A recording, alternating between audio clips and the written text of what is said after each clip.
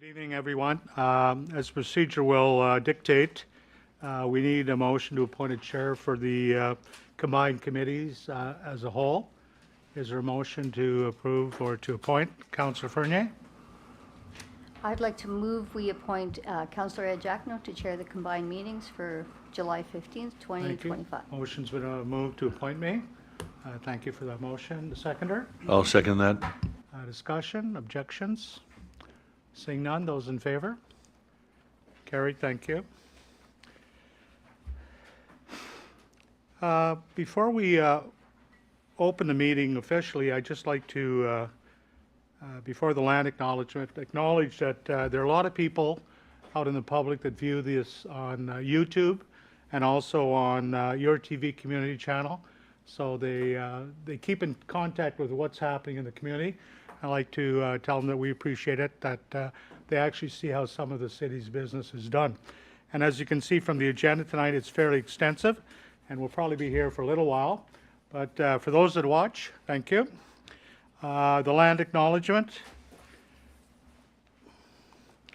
As we gather today, I would respectfully acknowledge on behalf of council and the community that the city of Pembroke resides on the unceded territory, traditional territory of the Algonquin people.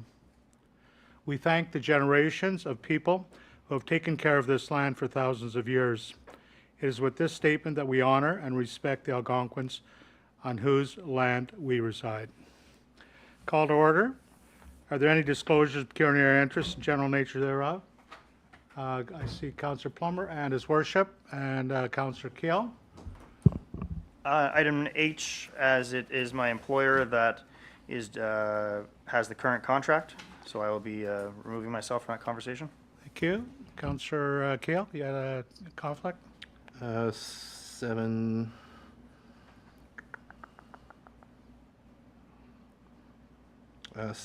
the removal of a 1-foot reserve as it involves a client of mine. And your worship? Similarly, 7D, as Bob Shepherd has been retained on behalf of the city to deal with that matter. Thank you. Note will be made in the agenda that these three individuals of council remove themselves for the discussion as they've declared a conflict.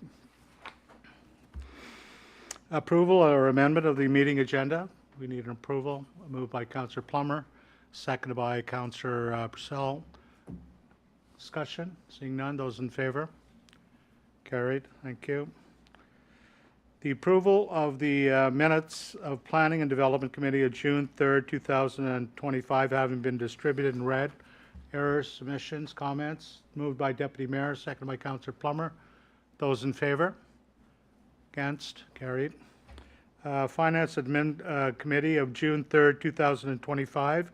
Again, the minutes having been distributed and looked at and read.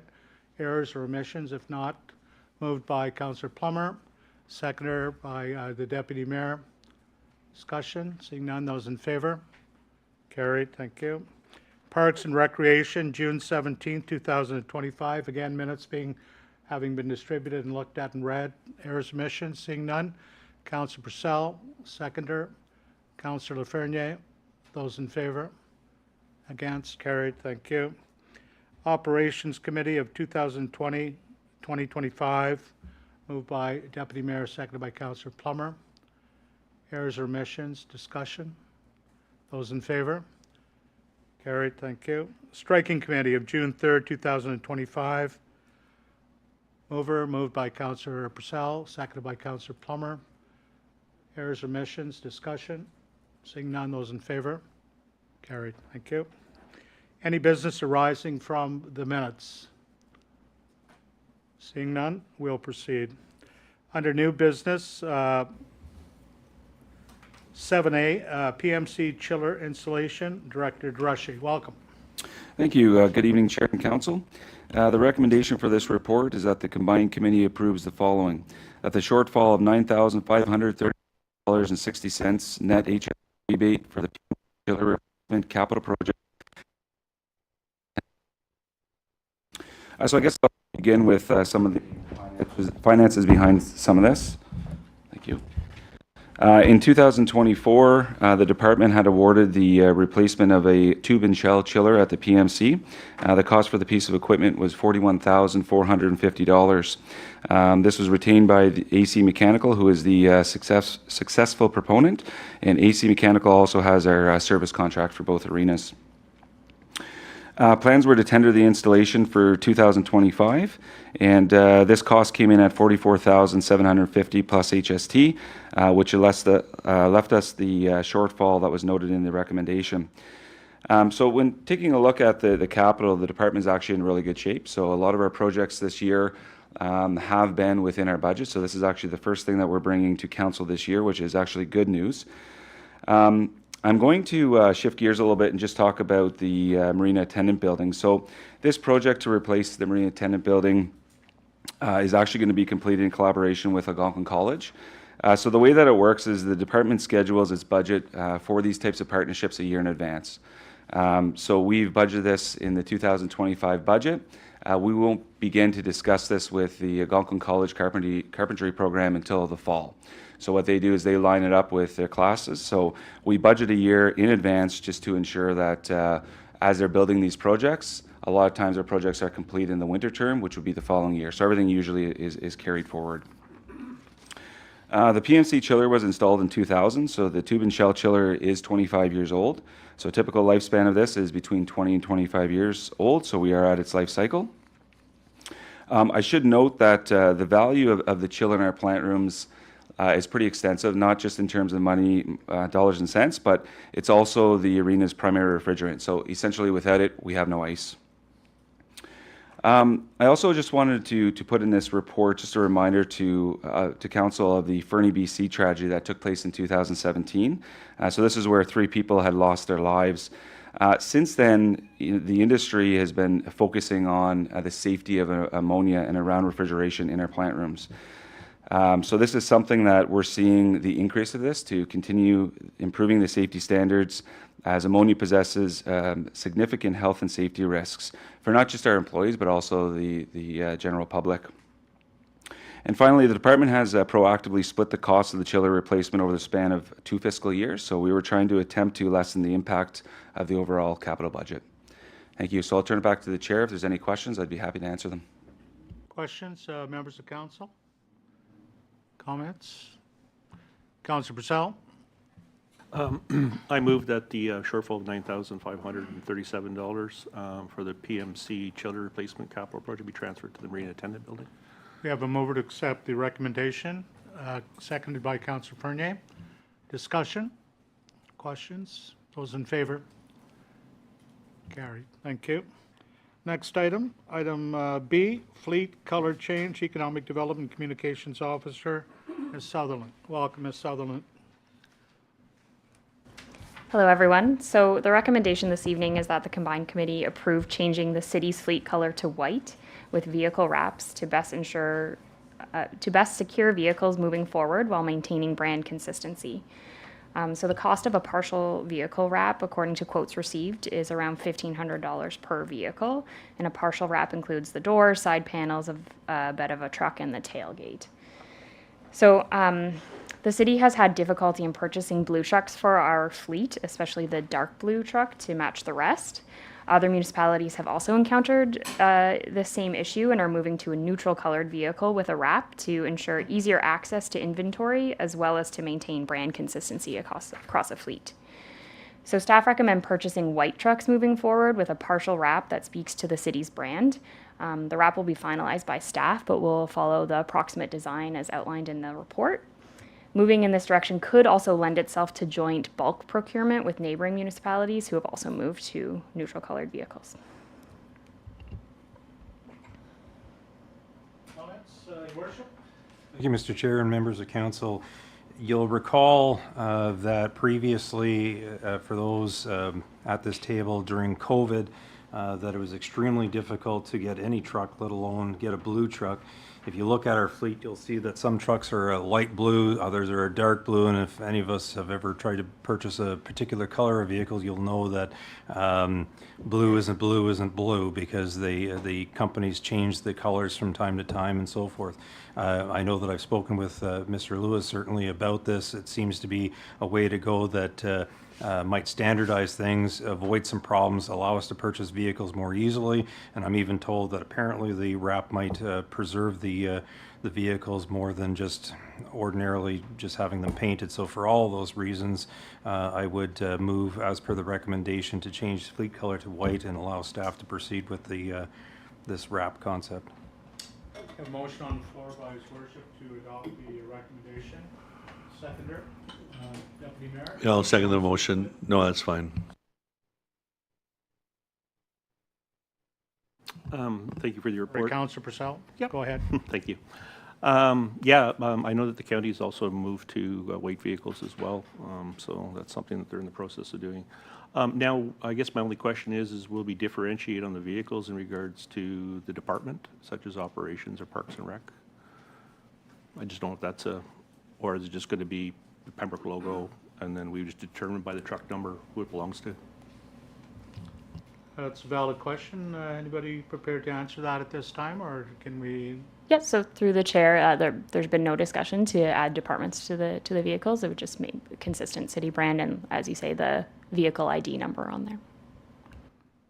So a generic identification of all vehicles, okay? Yeah, I don't really see the need for that, but I mean, not like the residents are flagging down individuals to perform work, so we have a process that's in place for determining work, so thank you. I think it just makes sense. Further questions, discussion? Seeing none, those in favor? Against? Carried, thank you. Next item, CAO update, July 2025. Mr. Unruh? Thank you. All right. Is it okay from here, or do you want me to go over there, or whichever? You're fine there, Is it- I believe. Is council good with the CAO being where he is? In his corner? Very good, go ahead. Okay, thank you, Chair. This is a lengthy report, so I'll just highlight some of the specific items. Just to start off, substance abuse, including opioid crisis, remains a concern across Canada. The link between mental health and substance use is significant, and the crisis is rooted in homelessness, poverty, untreated pain, trauma, mental illness, and the effects of colonialism on Indigenous peoples. The headlines in all media sources are startling across the province, across Canada, and Renfrew County is not immune to this. The successes that I've highlighted in this report are Renfrew County solutions, and that are making a difference in compassion and collaborative community to combat the root causes. However, there's lots of work to be done, so I just wanted to make sure that although we have had some successes, there's still lots of work to be done. So just to start with the Mesa Heart Hub. So 160 people with complex mental health and or substance use disorders who are not previously connected to any services have received over 3,320 in count with the Mesa Outreach Team, as well as connections and support with the following: crisis intervention, stabilization, treatment, accommodations, and connections to community-based programs. I'll just highlight a couple of the success stories that they've heard from individuals that have been able to get services through the Mesa. One individual, I felt lost, and now I have some direction to move forward. This place gives me hope. Another individual, I use the resources here at the center, and now I have affordable housing, and I am awaiting medical treatment. So I thought those were two powerful statements in regards to, two individuals that have been receiving services at the Mesa. Through the Renfrew County District Drug Strategy, led through the Renfrew County District Health Unit, suspected drug toxicity deaths have decreased from a historical high of 41 in 2023 to 29 in 2024 and 7 at the midpoint of 2025. Just want to highlight, though, any death related to substance use, medical emergencies is one too many, but there are caution and optimism that new initiatives are having an impact. One thing that's kind of close to my heart is in regards to, I kind of see what we're dealing with right now as an issue, but if we don't deal with some of the root causes and the youth, I think there's a tsunami, waiting to happen. Since opening in 2021, the Renfrew County Renfrew County Youth Wellness Hubs have more than doubled the number of youth served year over year, and school-based partnerships with organizations like Addiction Treatment Services, Phoenix Center for Children and Families, Renfrew County and District Health Unit, Police Services, and other offer preventive and educational programming. And so what I look at is dealing with some of the upstream causes. Another one just wanted to highlight. So in 2025, the City of Pembroke implemented Report a Concern for community members to report community safety concerns so that they can address. Good neighbor contracts are also became a new mechanism for improving social order, reducing stigma, and increasing community engagement. And again, just wanted to highlight, this is one element that we're working towards. It's not a solution at this point, but it's about gathering data. And one of the things, I'm not sure if I can see it. So this is kind of what we're getting in regards to data from the Report of Concern. So it's a heat map, and so you can tell, this is the area where you've got the most complaints being made, and then several other locations. So now we can zero in regards to what our targeting solutions are. Also in 2024, the Upper Ottawa Valley OPP attended 39 drug possession related calls and 28 drug trafficking calls in Pembroke. 12% were in the downtown core. So with respect to the OPP Community Services, the Upper Ottawa Valley Crime Stoppers is one of the most active in East Region. The annual Kids and Cops Fishing Derby, I put the wrong date of July 12th. It's actually occurring on August 9th. So another thing the OPP work with. Officers attend and participate in the community watch meetings. Our community engagement officers have been involved in 81 events within the city. Pembroke ranging in activities such as safe school presentations, attending various community meetings, going to schools, and doing career fairs, providing presentations to seniors regarding fraud, etc. So that's just a little background in regards to some of the successes that we have seen and some of the initiatives. So City of Pembroke leadership, both the elected officials around this table and staff sit at each of these tables to support and provide resources as needed for these important initiatives for our community. The most remarkable element I want to highlight with all these initiatives is a collaborative collaborative support each of them provide each other. Each on their own have a significant impact, but it's the MESA working with the OPP, it's bylaw working with OPP, it's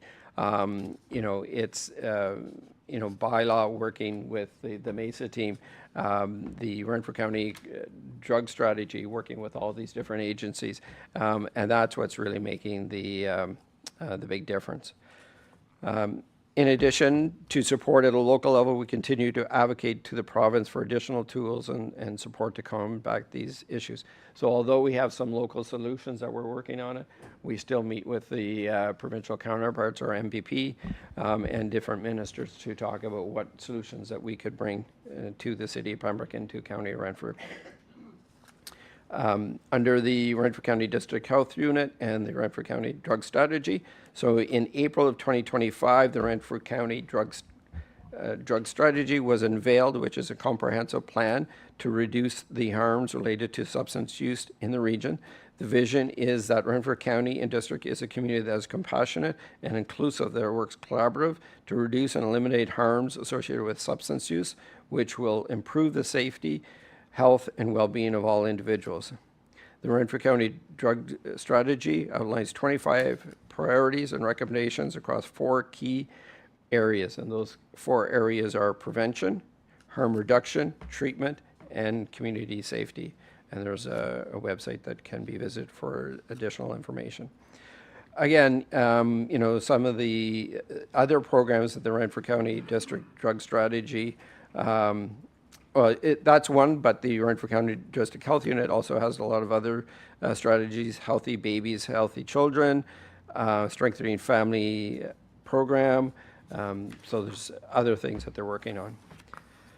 Another initiative that's not unique to Renfrew County, but is certainly unique in saying that not every county or district court has this, is the mental health court. So a Provincial Human Services and Justice Coordinating Committee, with support from the Canadian Mental Health Association Ontario, introduced the Mental Health Court. The main objective is to smooth the process of dealing with and resolving criminal charges for those accused individuals who are dealing with mental health issues. The Mental Health Court is held at the Pembroke Renfrew County Court every Thursday, starting at 1:30. And I'd welcome anyone to attend.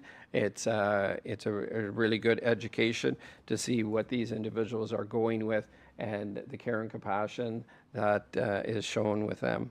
So a local judge, currently Judge Richardson, is supported by Crown, 3 mental health workers and 1 addiction support workers from the Pembroke Regional Hospital, as well as a member from the probation and paroles. So some of the things that they're looking at is diversion planning, short and long-term support in the recovery to prevent relapse, support planning for victim compensation and damage repairs, community reintegration. You know, so some of these individuals, I'm not saying everyone, but some of these individuals are you know, are dealing with a root cause that is supporting their mental health or substance abuse addictions, and it's getting at that root cause to help them. The Mesa Heart Hub, so Molly Fulton is the new Mesa Heart Hub lead, and Tara Eady is the Mesa Heart Hub site manager, so located just down the road from us, have been hired. They are supported by the Renfrew County CAO, Craig Kelly, and Andrew Patrick, which is the Director of Community Services.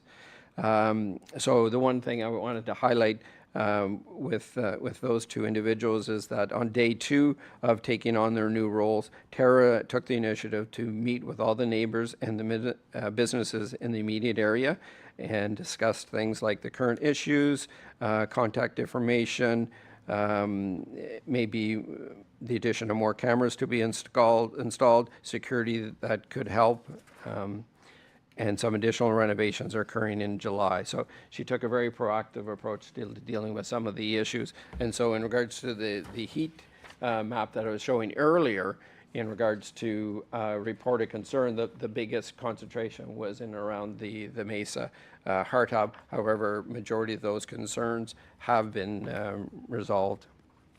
The province has not finalized a funding agreement, so the other phases of Mesa Heart Hub are in planning stages. It is anticipated that the traditional housing phase will open in late August and early September due to the delay in finalizing the funding agreement and some human resources. OPP, so the officers have responded to over 5,000 calls for service in the first 6 months of this year. That ranges from simple calls for service complex, criminal, and drug investigations.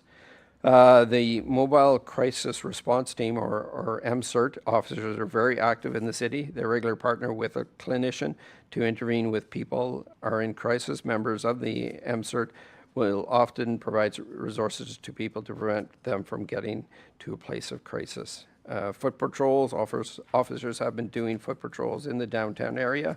There have been a reduction of overdoses within the city because of the efforts of the MCERT, then the MESA team, and the OPP.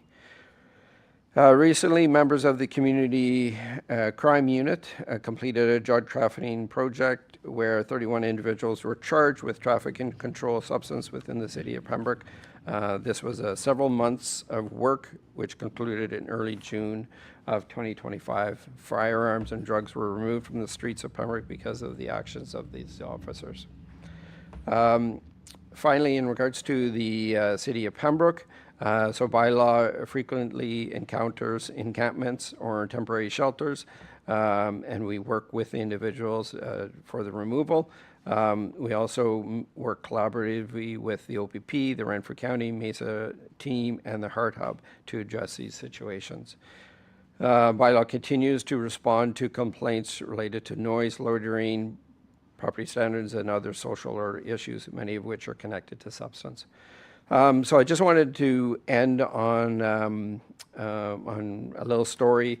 The whole idea of enforcement, either OPP or bylaw, is to get compliance.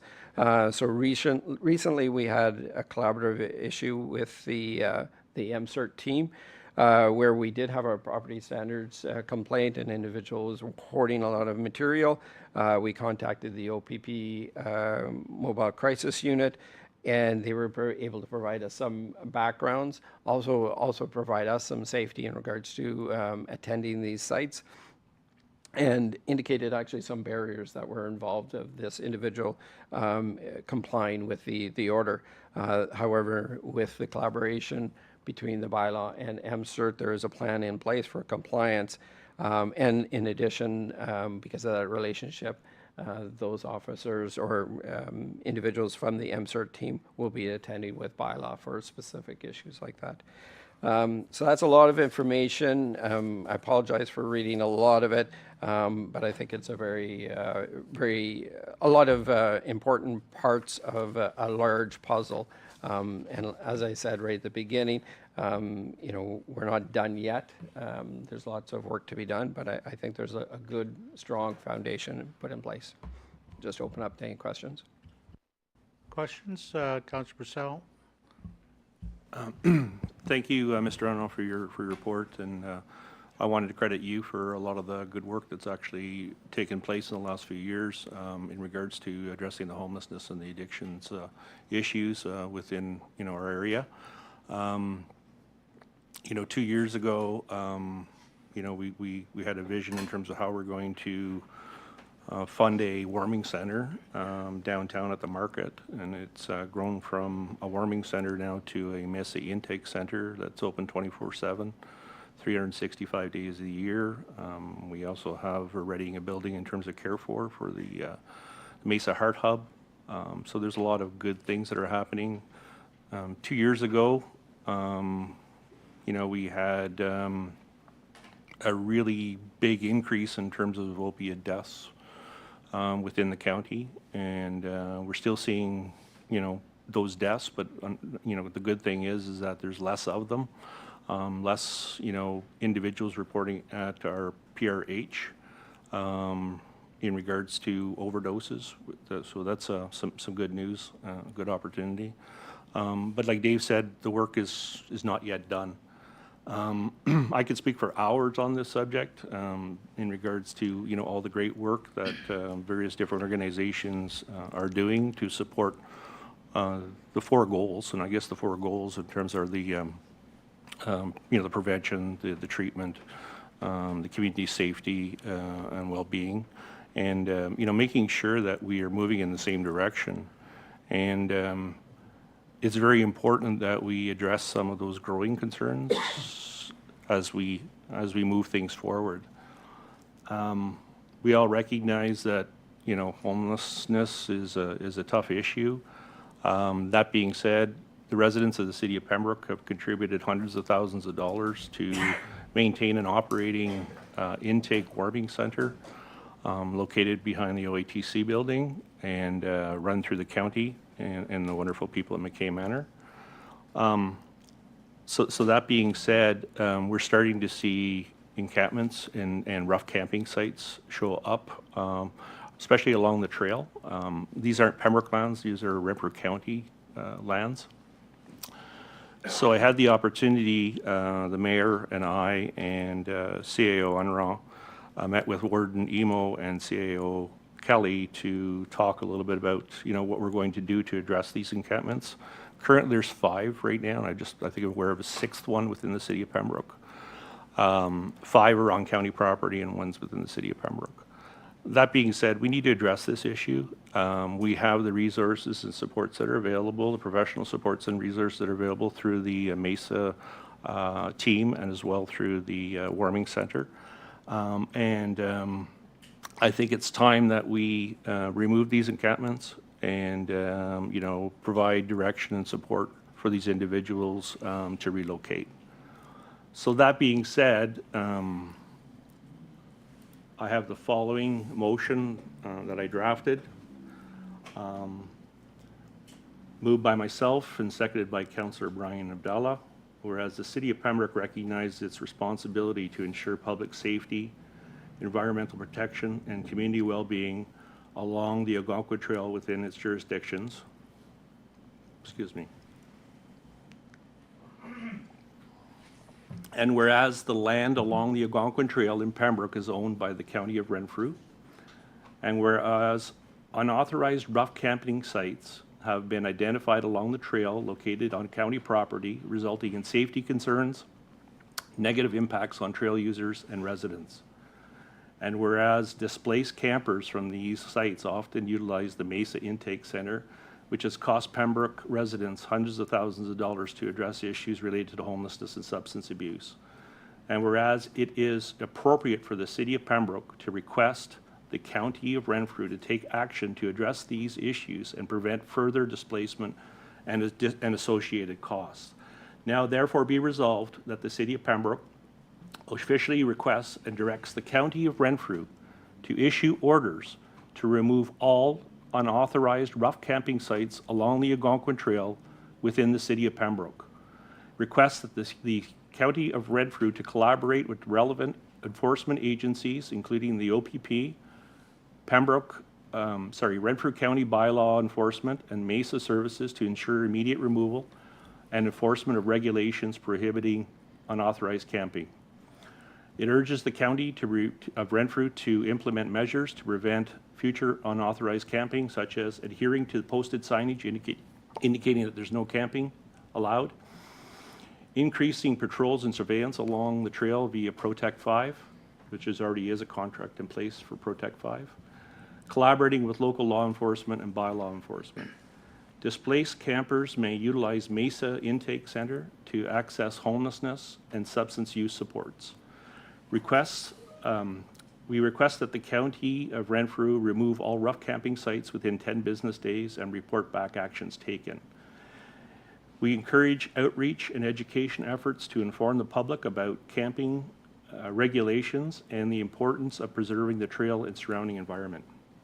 Be it further resolved that the City of Pembroke advocates for ongoing collaboration with the County of Renfrew to address land use, homelessness, and recreation management along the Algonquin Trail. Seconder? Did you want to comment, Deputy Mayor, as a seconder? Well, just a short comment.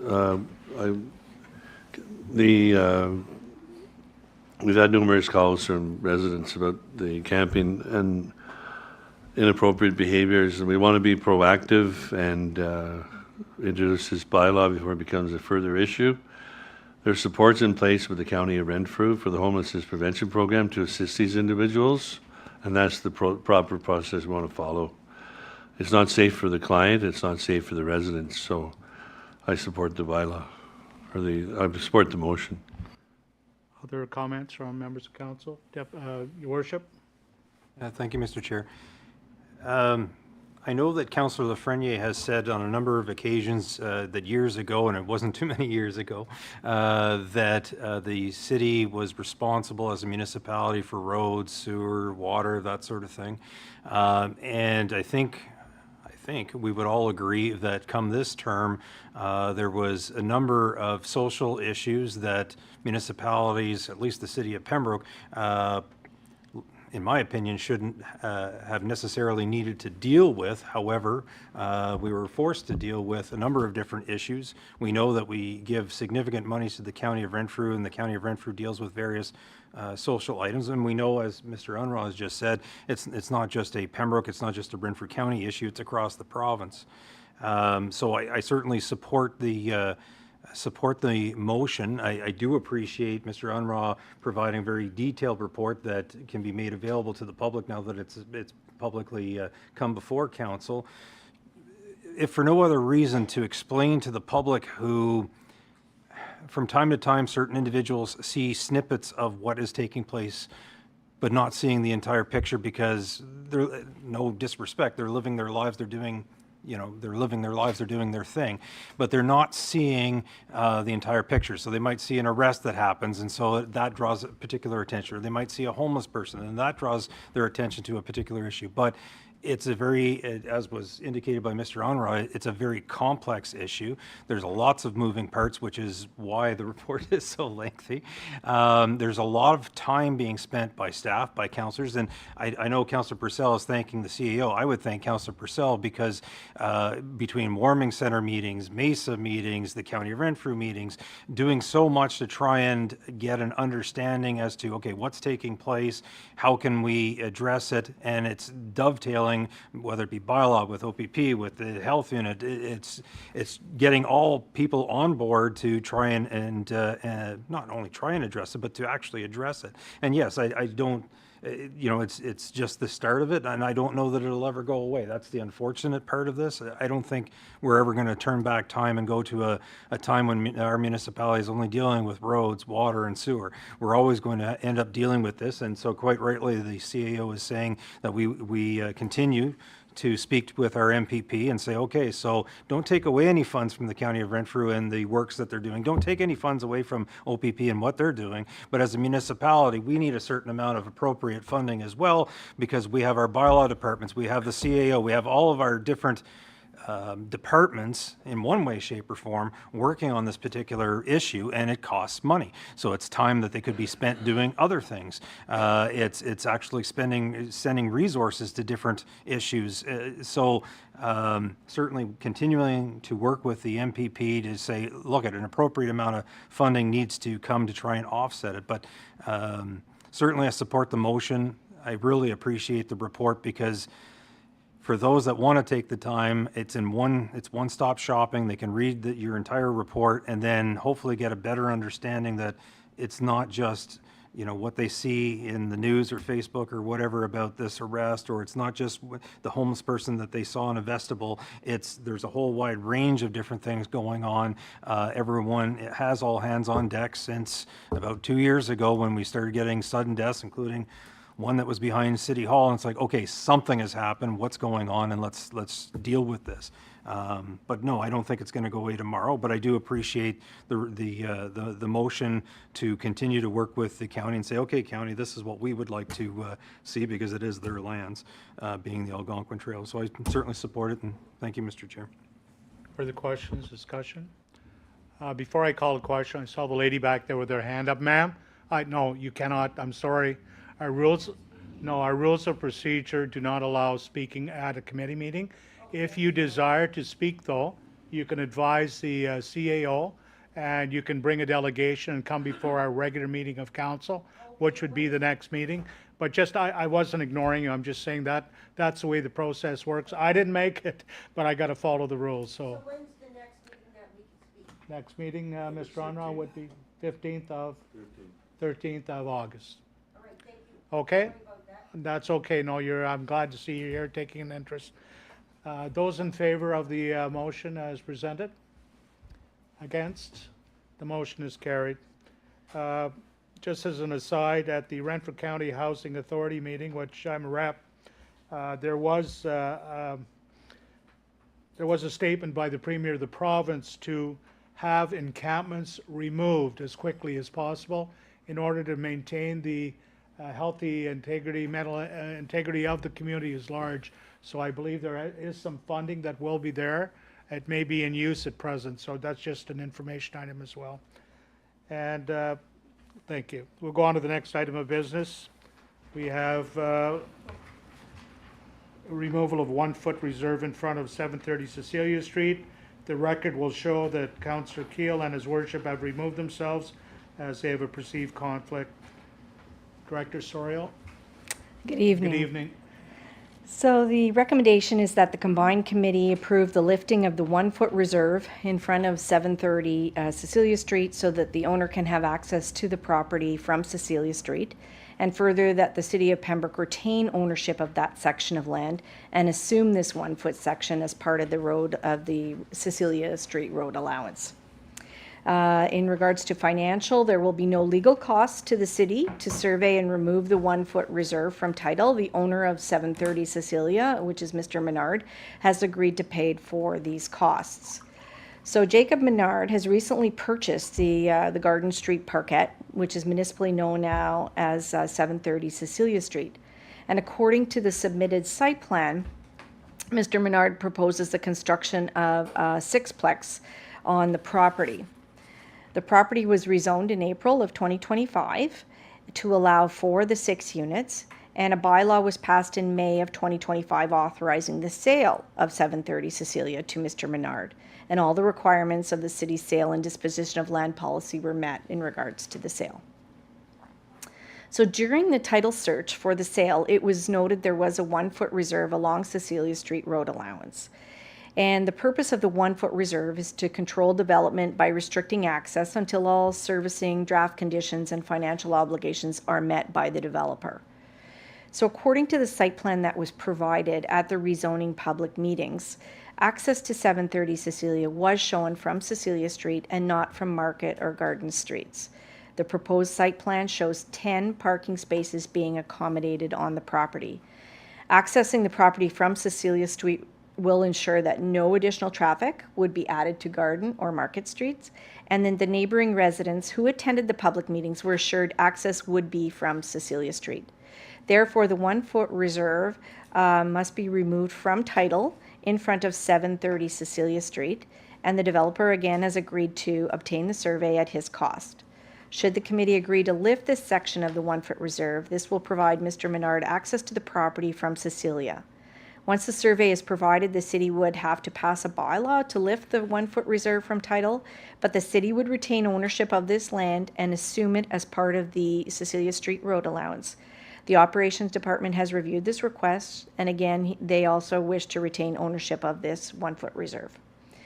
Therefore, this is a housekeeping item to ensure access to 730 Cecilia Street is from Cecilia Street and not from Market or Gardens, as this was the plan presented to the neighboring residents. Once the survey is completed, an updated report will be provided to this committee, and a bylaw lifting the 1 foot reserve as well as assuming this strip of land will be before council. Thank you. Deputy Mayor? Motion to accept the recommendation that the lifting of the 1 foot reserve for 730 Cecilia so that the owner can have access to the property, and furthermore, the city retain ownership of this section of land. Motion on the floor by the Deputy Mayor. Do we have a seconder? Seconded by Councillor Purcell. Is there discussion by any other members of council at this time? Seeing none, I'll call the question. Those in favor? Against? Carried unanimously. Thank you. Next item, building permit fee background report. Director Soriel. So the recommendation is that the Deputy combined... Mayor, excuse me, the mayor has returned to the table. Thank you. Sorry. And Councillor Keel has returned as well. Okay. Go ahead. So the recommendation is that the combined committee directs staff to proceed to a public meeting regarding building permit fees. So as part of the council direction from the 2025 budget meetings, staff is in the process of completing a new building permit fee review study. The previous building permit fee review was done in 2017. So the Act allows that all costs associated with the enforcement of the Ontario Building Code are recovered from building permit fees, and there should be no tax levy to impact that would impact taxpayers. However, in 2024, there was a cost of $85,000 to the taxpayers to carry out the work required by the building department. So the study is reviewing the current fees in the city's building department, and a background report is being created to provide the following information: an estimate of the cost to administer and enforce the Building Code Act, the existing building permit fees as well as the proposed building permit fees, and the rationale for imposing or changing the fee. So Section 2 of the Building Code Act states that the total amount of fees must not exceed the anticipated reasonable cost to administer and enforce this act. Municipalities are expected to calculate both the direct and indirect costs of administration and enforcement of the act. And Section 7.6 of the Building Code Act also requires notice and a public meeting if changes are proposed to any fee. So it's being recommended that a public meeting be scheduled for September 2nd, 2025. And upon completion of the public meeting for the proposed changes, staff will report back to committee with comments received from the public meeting participants. So your direction is Thank you. Comments, direction, council's, Councilor Purcell? Just to go ahead and proceed with the meeting regarding the building permit fees on September the 2nd. Deputy Mayor? Okay, In the motion. we have a motion on the floor to proceed with the direction. Carry on, right, those in favor? I really don't think we need a No. a motion, Okay. but go ahead. But thank you. I Thank you just for the wanted info. direction. Okay. Next item will be proposed amendment to parking bylaw, item F. Okay, so the recommendation is that the combined committee endorse and recommend to council amendment of the parking bylaw to include a no parking during winter months zone on Douglas Street on both sides between Lee Street and Boundary Road. And secondly, that the bylaw be amended to remove the section that prohibits parking across from a private driveway or public lane. So the cost of signage for the purchase and installation of 4 signs along Douglas Street is approximately $800, and this amount has been budgeted in the bylaw enforcement budget. There is no financial impact by removing the prohibition of parking across from a driveway. So concerns from residents and motorists have been received regarding 2 areas of the parking bylaw. One is visibility issues caused by parked vehicles on Douglas Street between Lee Street and Boundary Road. And the second is issues of vehicles parked across from a driveway. So concerns have been expressed to the planning department from 4 property owners along Douglas Street about vehicles parking on boulevards on both sides of Douglas Street between Lee and Boundary Road. According to the attached petition, the 4 property owners that are located along this section of Douglas Street feel there is a constant and excessive parking on this section of the street. Renters at 1030 Lee Street, Renfrew County Housing, are parking their vehicles on this section of Douglas Street. Renfrew County Housing does provide parking on their property for their tenants. The 4 property owners are concerned about parked vehicles interfering with ATV and snowmobile access to the Algonquin Trail, thus causing safety issues if the vehicles have to travel in the middle of the road. Douglas Street is a permitted street for ATVs and snowmobiles. So the 4 property owners have indicated that they are in favor of instituting a no parking zone on both sides of Douglas between Lee Street and Boundary Road. According to the operations department, the parked vehicles are causing winter maintenance issues, which include reduced access and snow removal operations. The parked vehicles are also causing issues by blocking driveways and causing visibility issues when residents are backing out of their driveways, especially during the winter months with the snowbanks. So presently, our parking bylaw allows 3-hour parking during the daytime, and after 6 p.m., parking is permitted until 8 a.m., except during winter months or snow removal. So a letter was sent to Renfrew County Housing to obtain feedback about the no parking proposal, and a response has not yet been received. A second issue that we wanted to discuss tonight is that the city has received many complaints from drivers about the parking bylaw, which states that no person shall park a vehicle opposite or in front of, blocking a public or private laneway or driveway. If a street permits parking, then parking can be limited since the existing bylaw restricts parking opposite a driveway. This section regarding parking on the opposite side of the roadway across from a driveway has been in the parking bylaw for decades, and there should be no issues exiting a driveway if there is a vehicle parked on the opposite side of the road. The road is typically wide enough to accommodate a vehicle exiting a driveway without the parked vehicle obstructing access from a driveway. So the bylaw enforcement staff have reviewed other municipal parking bylaws and have found that most municipalities do not include parking across from a driveway as a bylaw contravention. Upon reviewing many municipal parking bylaws, which include Barrie, Brockville, Cornwall, Gananoque, and Renfrew, many municipalities do not prohibit the parking across from a driveway. So therefore, based on the above information, the proposed amendment for parking across from driveways or near driveways should read as follows. So no person shall park a vehicle in front of or within a portion of the entrance of a public lane or private driveway, so as to prevent ingress or egress to and or from such lane or driveway. So that would be the proposed amendment to the bylaw, if approved. This revised wording would give the bylaw enforcement officer some discretion when investigating the manner, and then should the committee proceed in its endorsement of the recommended amendments, a bylaw will be prepared for the August 12th council meeting. So we've looked at various options for both of the issues. So looking at the issue on Douglas Street, we looked at leaving parking as is. We looked at limiting the parking just during the winter months. So there would be no parking on both sides of Douglas between November 1st and April 30th, or creating a no parking zone on Douglas between Lee and Boundary Road at all times. So staff is recommending option 2 for no parking request on Douglas Street. That the concerns from the operations department are winter related, and also snowmobiles are much lower than ATVs, so there is more of a safety concern with snowmobiles and park cars.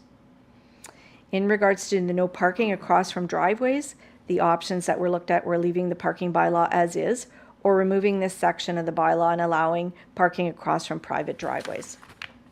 Staff is recommending option 2 for the no parking across from a driveway. This will permit more on-street parking and typically does not cause an issue for motorists backing out of a driveway. So your direction is required. Questions? Councillor Plummer, you had your hand up?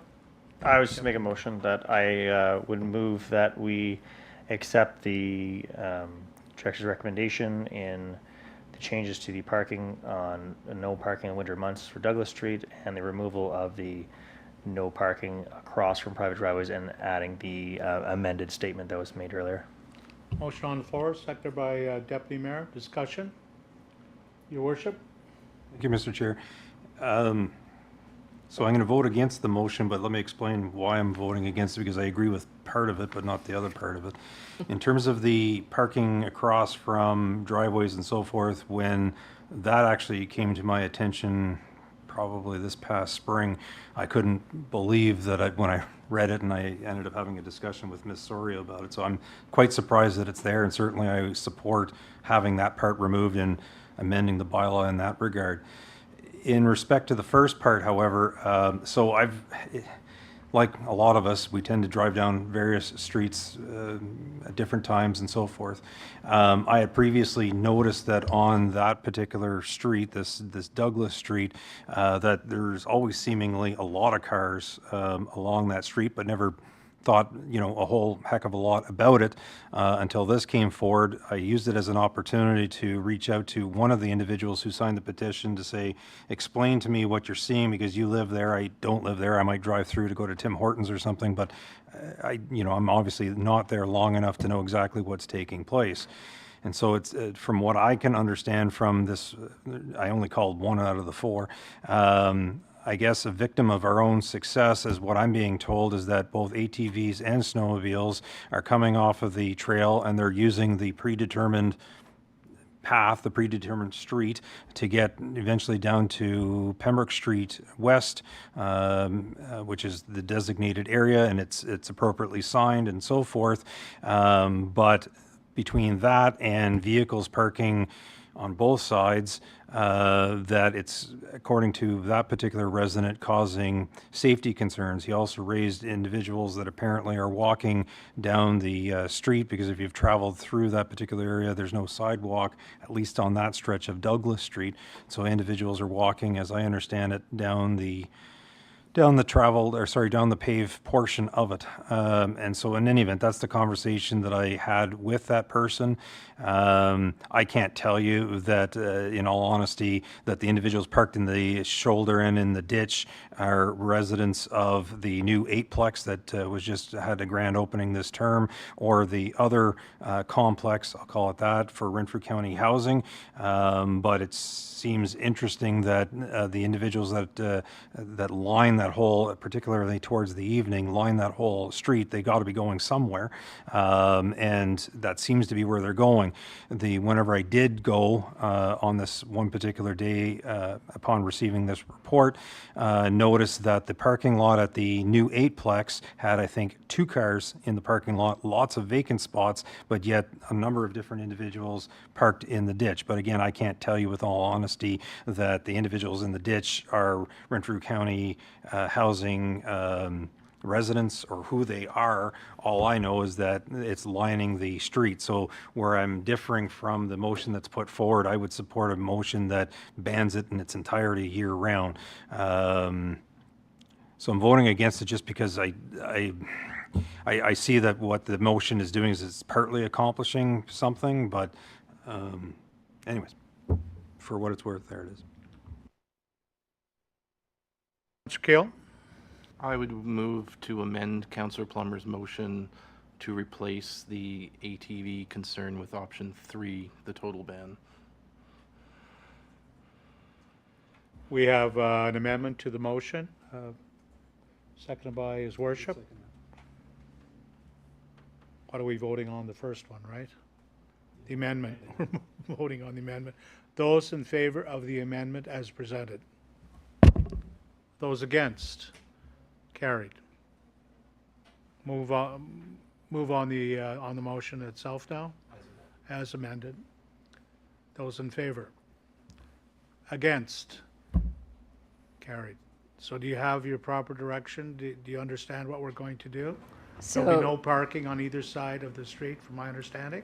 It'd be a no parking zone No parking at zone. all times, on both sides from Lee Street to Boundary Road. Right. Okay. Thank you.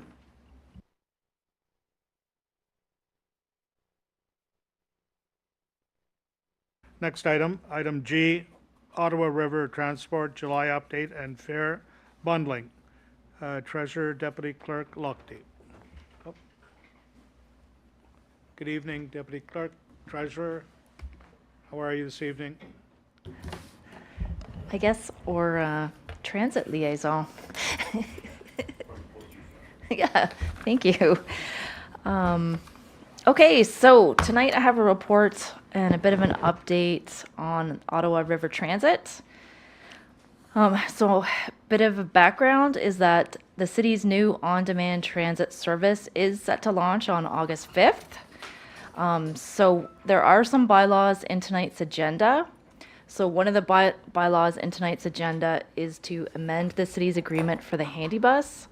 So given that the handy bus doesn't meet to discuss the amendment until the 17th, and our service launches on August 5th, and the next council meeting is after the launch date, we have put in some wording that would allow the CAO and mayor to make minor changes that are non-financial to the agreement if there's any feedback coming out of that board meeting with the Friends of the Disabled who operate the handy bus. So that's on tonight's council agenda.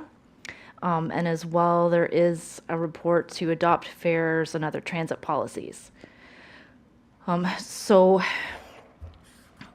has been a proposal from the city's project management firm, Left Turn, Right Turn, who is recommending an institutional fare structure for key stakeholders, which could include different groups around the city, like the school boards, the Renfrew County Joint Transportation Committee, or the county. So we do need some feedback and approval from committee if we are to proceed with Left Turn, Right Turn's recommendations. So we have met with both the Joint Transportation Committee and the county, and we definitely think there would be potential interest to perhaps for them to purchase sort of fare bundles to offer to their clientele or for co-op students and that kind of thing in the community. So Left Turn, Right Turn has presented a report, which I have attached to this staff report. Left Turn, Right Turn, based on analysis of other transit providers, has noted that other organizations can offer discounts if you purchase tickets in bulk. So based on their analysis, they're recommending that perhaps a discount amount ranging from 5% to 15% would be a consideration for council, which would reduce the cost per ride. So currently, our fee structure that was approved by council is to charge users $5 per ride. So if you were to buy in bulk, this would reduce the fare collected per ride from anywhere from $4.75 to $4.25, depending on if you would buy 100 tickets up to over 1,000 ride tickets. So in terms of how a fare bundle would work, it operates similar to a gift card. So in a bundle, these groups could ask for sort of, I guess, these fare codes, and they could be of different values. So a group could ask for, like, I want 100 fares that are $5 each, and then they could give these codes to users who then could load it into their rider profile. So then they would get a $5 credit for a future ride. And we could bundle them in different denominations. So we could set it like if a group wanted to offer a one-way ticket, or if they wanted to do one-way plus return, we could set them to be, each code is worth $10, or we could do it even more. Like it could be a $50 or a $100, basically kind of like a gift card that you could add to your account. So this is a functionality that exists, regardless of whether or not the city wants to offer a discount or just offer it at a $5 a ride. So again, this is a ticket bundling program that's proposed by Left Turn, Right Turn. Now I have heard a few informal comments from council on whether or not we should offer a discount at this time, or if we should wait until the 6-month mark when we're looking at the fare structure as a whole. So I have passed around a possible amendment because we are trying to pass this bylaw tonight. So I do have the original bylaw. So in tonight's council agenda, it's bylaw 2025-61. So in what's in the package right now, it does have the institutional bundling, which includes offering a discount based on the volume of tickets purchased. If council wants to put the discount on hold, I still think there's value in offering these ticket bundling and these code fares, so that groups like the school boards can offer rides to their students for co-ops and that kind of thing. So I have provided alternate wording, which basically says we can do it, but it will be at the regular city fare rate. The only caveat to this is that right now this is only a 3-year pilot project. So while we would make all efforts to try to, if any of these codes haven't been used by the end of the 3-year program, if there's any that haven't been used and we're still continuing with transit to try to transfer these codes, but we can't necessarily guarantee that. So that's the caveat that we need to make sure is in the wording, is that if you buy bundles, they're not refundable. So if you don't use them, you don't get the money back. Just to close the loop on that one. So that's for committee's consideration tonight. I guess in general, I can say that this is getting to be the exciting part where, all the different elements of the project are coming together. So we're expecting to receive delivery of the 3 transit vehicles that will operate this service, I think the week of July 20th. They're going to get deckled up. So it'll be really nice to unveil the final vehicles. So we are planning to hold a media event July 31st. Algonquin College has very kindly agreed to let us use their commons facility because we feel it would be a good spot to be able to showcase the buses outside and have a presentation just in their commons area. So we're going to be having that at 10, and we'll be sending out some invitations. And as well, I have also included, just for council and committee's information, the information bulletin that we're going to be sending out with the final tax bills at the beginning of August. So this is just sort of a high-level summary of the new Ottawa River Transit service. So it will be operated by mobility transportation specialists, and they are providing all aspects of the service, including drivers. And I hear driver recruitment is going well, and I believe they have almost, if not all, of the drivers they need to operate the service, the vehicles and the customer service, and that ride requests will be managed using the Blaze Transit software. So in this bulletin includes how you book a trip. So you can book a trip 3 ways. You can use the Blaze app on your phone. You can use your computer and go onto the Blaze website, or you can call a customer service line, which is a local number to Pembroke dedicated to this new service, as well as highlighting our summer and fall hours. And again, we will be doing we'll have a new Facebook and Instagram page. So we'll be doing, 2 weeks from launch, we'll launch this new page, and we'll start to try to generate some interest in social media leading up to the launch of the service on August 5th. So at this point, I just need feedback from committee on whether or not they want to accept the institutional discounted fare as presented in the report, or if they would rather accept the proposed bylaw amendment to Schedule A of bylaw 2025-61 and defer further transit fare discussions to after the 6-month survey period, where we're going to do an initial evaluation of the transit Councillor program. Abdallah Fernier Plummer. So, you might be? Abdallah, Yeah, thank you. Deputy Mayor Fernier and Plummer. So this is very exciting. We had a transit committee meeting today, and actually it chills up my back when I left. It's been a long haul, and I want to thank council and Ms. Lotchty and everyone, the CEO, directors, for supporting the transit pilot project. I'm going to talk about, just for a few seconds, about possible amendment. I support waiting 6 months to review the bulk discounts up to 15%. This is a major change for the community, and the first 6 months is critical to gather data, rider demand, service reliability, and financial sustainability. Offering discounts too early could reduce much-needed fare revenue before we know how the system is performing. It could also overwhelm the service if group usage outpaces capacity.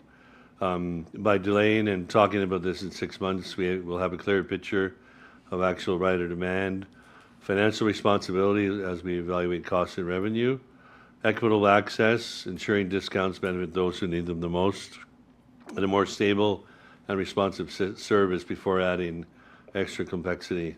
Once we have solid data, we can offer targeted group pricing that supports usage without compromising service quality or budget, and a 6-month pause is the right way to go, and we can discuss it in 6 months. You know, there's no commitment, but I support the amendment. Thank you. Councillor Fernier, Councillor Plummer.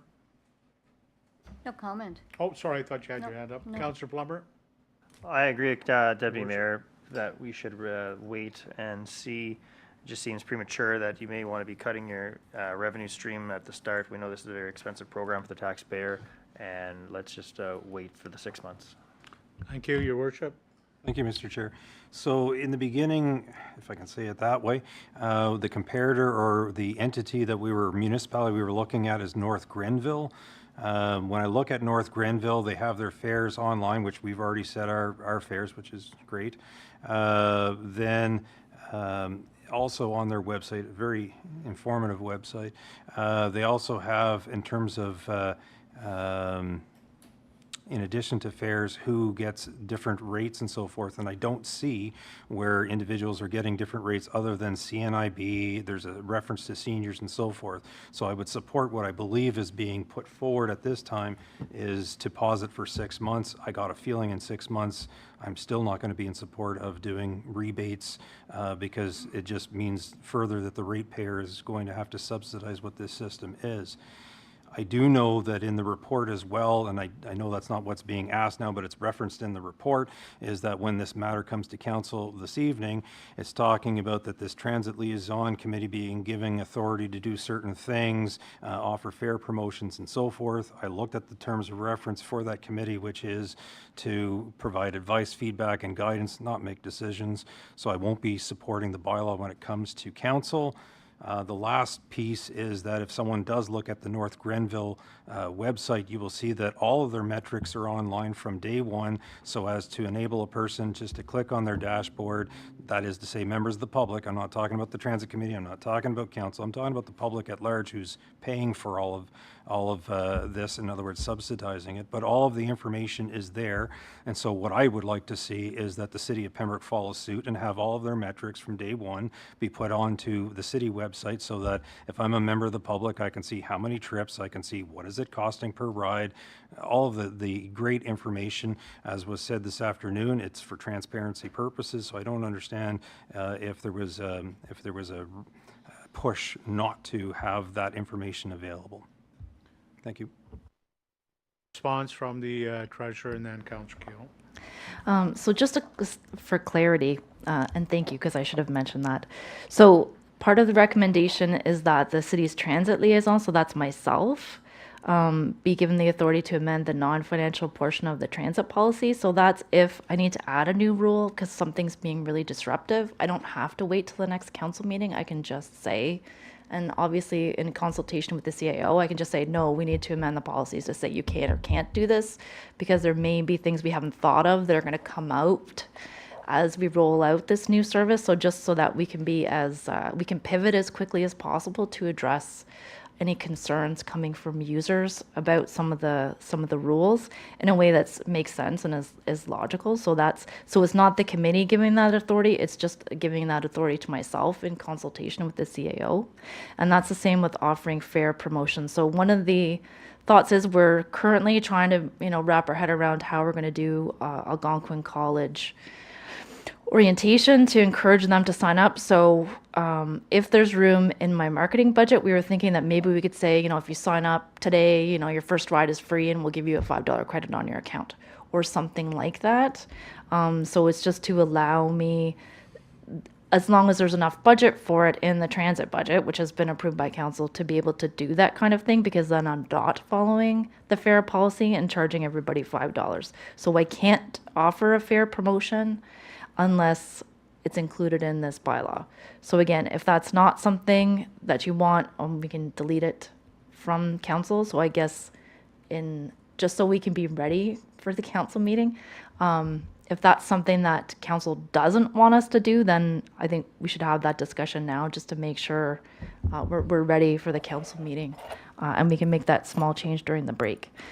And there was one more question that you had. One more comment that you had. Oh, so the website. Thank you. So I haven't had the training on the new, because there is a dashboard that's, I believe, uses Power BI. The city has no experience with that up to this point. So we have training coming up on Thursday for staff to see how it works. And I would like to put some of that information on the website. It's just more of a capacity, as I don't know how to do it first. So once we have that figured out, I would like to see some of it the same as North Grenville put on our website. I would just be, given that we're launching this service on August 5th, plus I'm also launching a budget package to staff in August. I don't know if we could have it ready for launch, but I would say within the first quarter, I would like to see us have that added to the website. So I guess from a staff capacity point of view, I would like to see it added. I would just worry that I, would have to work with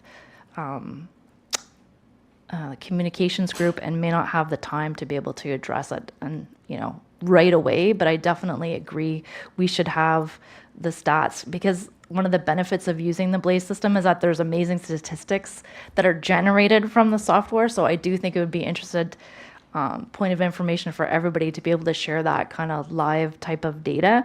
But I would need more information from North Grenville on how to do it. But I would like to do it, and I definitely agree with the mayor on that one. Thank you. Councillor Keel, Purcell, and Deputy Mayor. So I'm going to be in agreement with the mayor in terms of the fares. I think I come at it from a slightly different perspective, but my opinion's always been if multiple people are coming to the same result for different reasons, that's probably a pretty good indicator. The reason I supported public transit was to have a cheaper, more affordable option, and it already is. So at $5, we're already cheaper than taxis. We, as it turned out, we're already cheaper than the handy bus, barring the whole other discussion. So I'm just not sure why we would discuss discounting an already discounted service.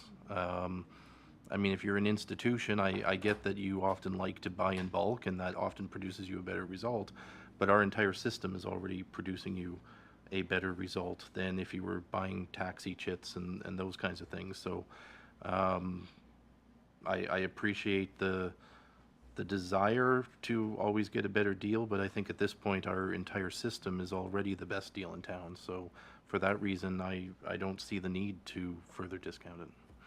Thank you. Councillor Purcell, Deputy Mayor. Thank you, Chair. Yeah, I totally agree. I think the $5 is a real steal of a deal for individuals utilizing public transit.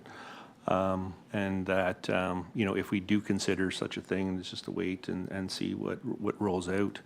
I do understand that it's probably beneficial for some of the biggest purchasers of some of these passes. It would be best to buy in bulk, but I think that's something that we need to wait to see. I also have concerns in regards to how many seats that we have in terms of the vehicle, and we don't want to overwhelm the user experience and then end up with some negative comments as a result, because everybody's trying to use the transit system at the same time.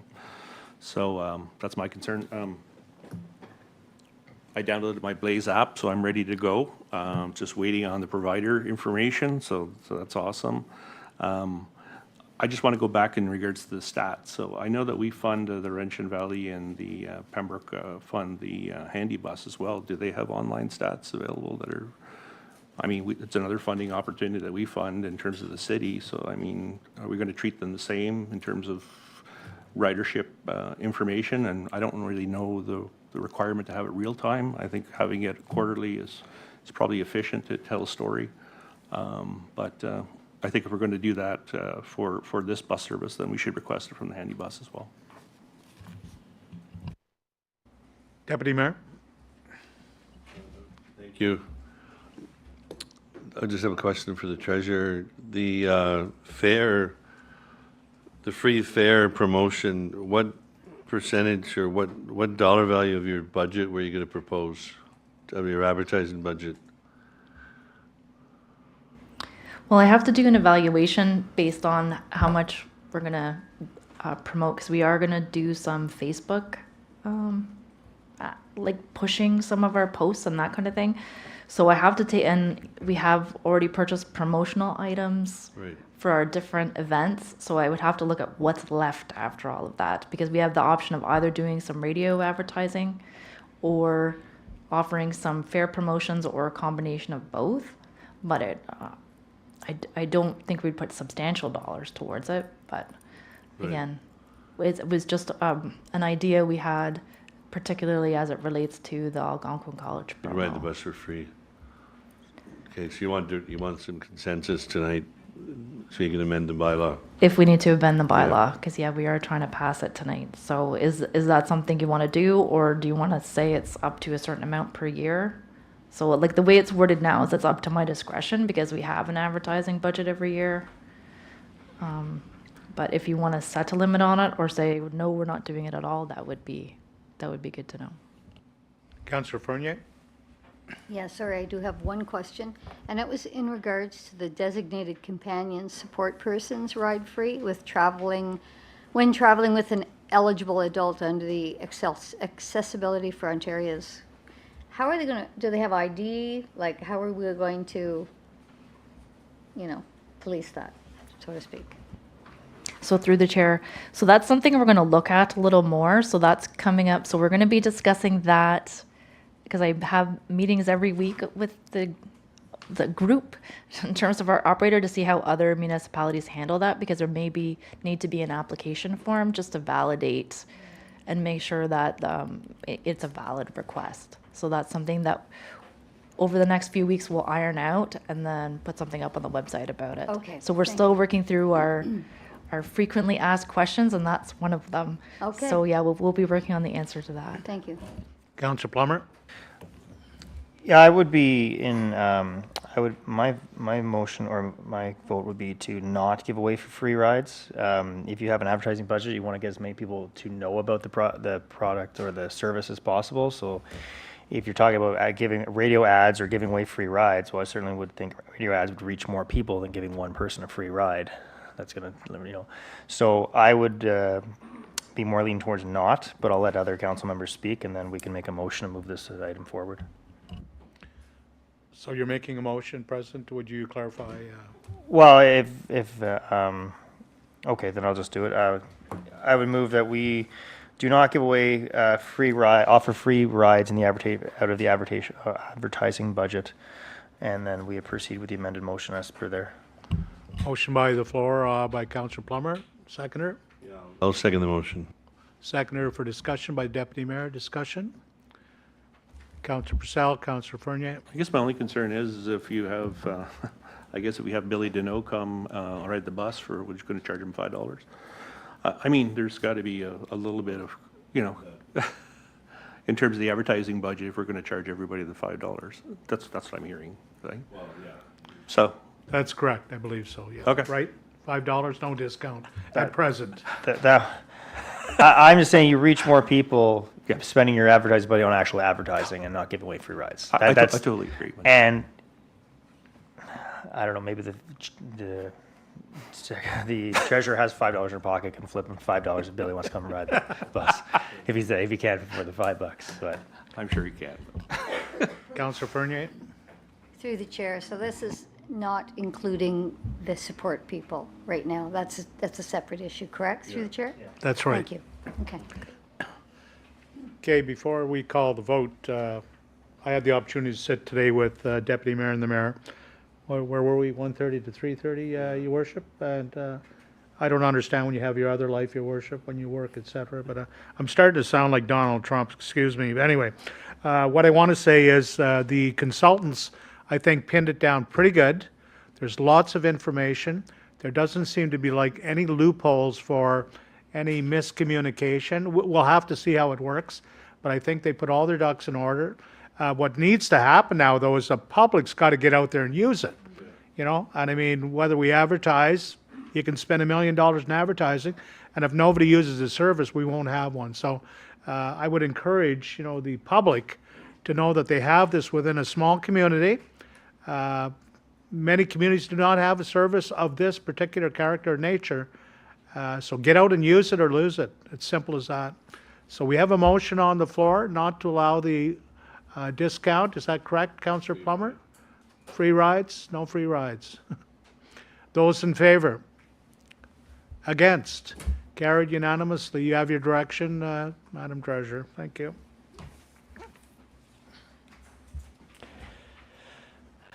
Next item, Forest Road Sidewalk Construction. Director Lewis. Welcome, Director Lewis.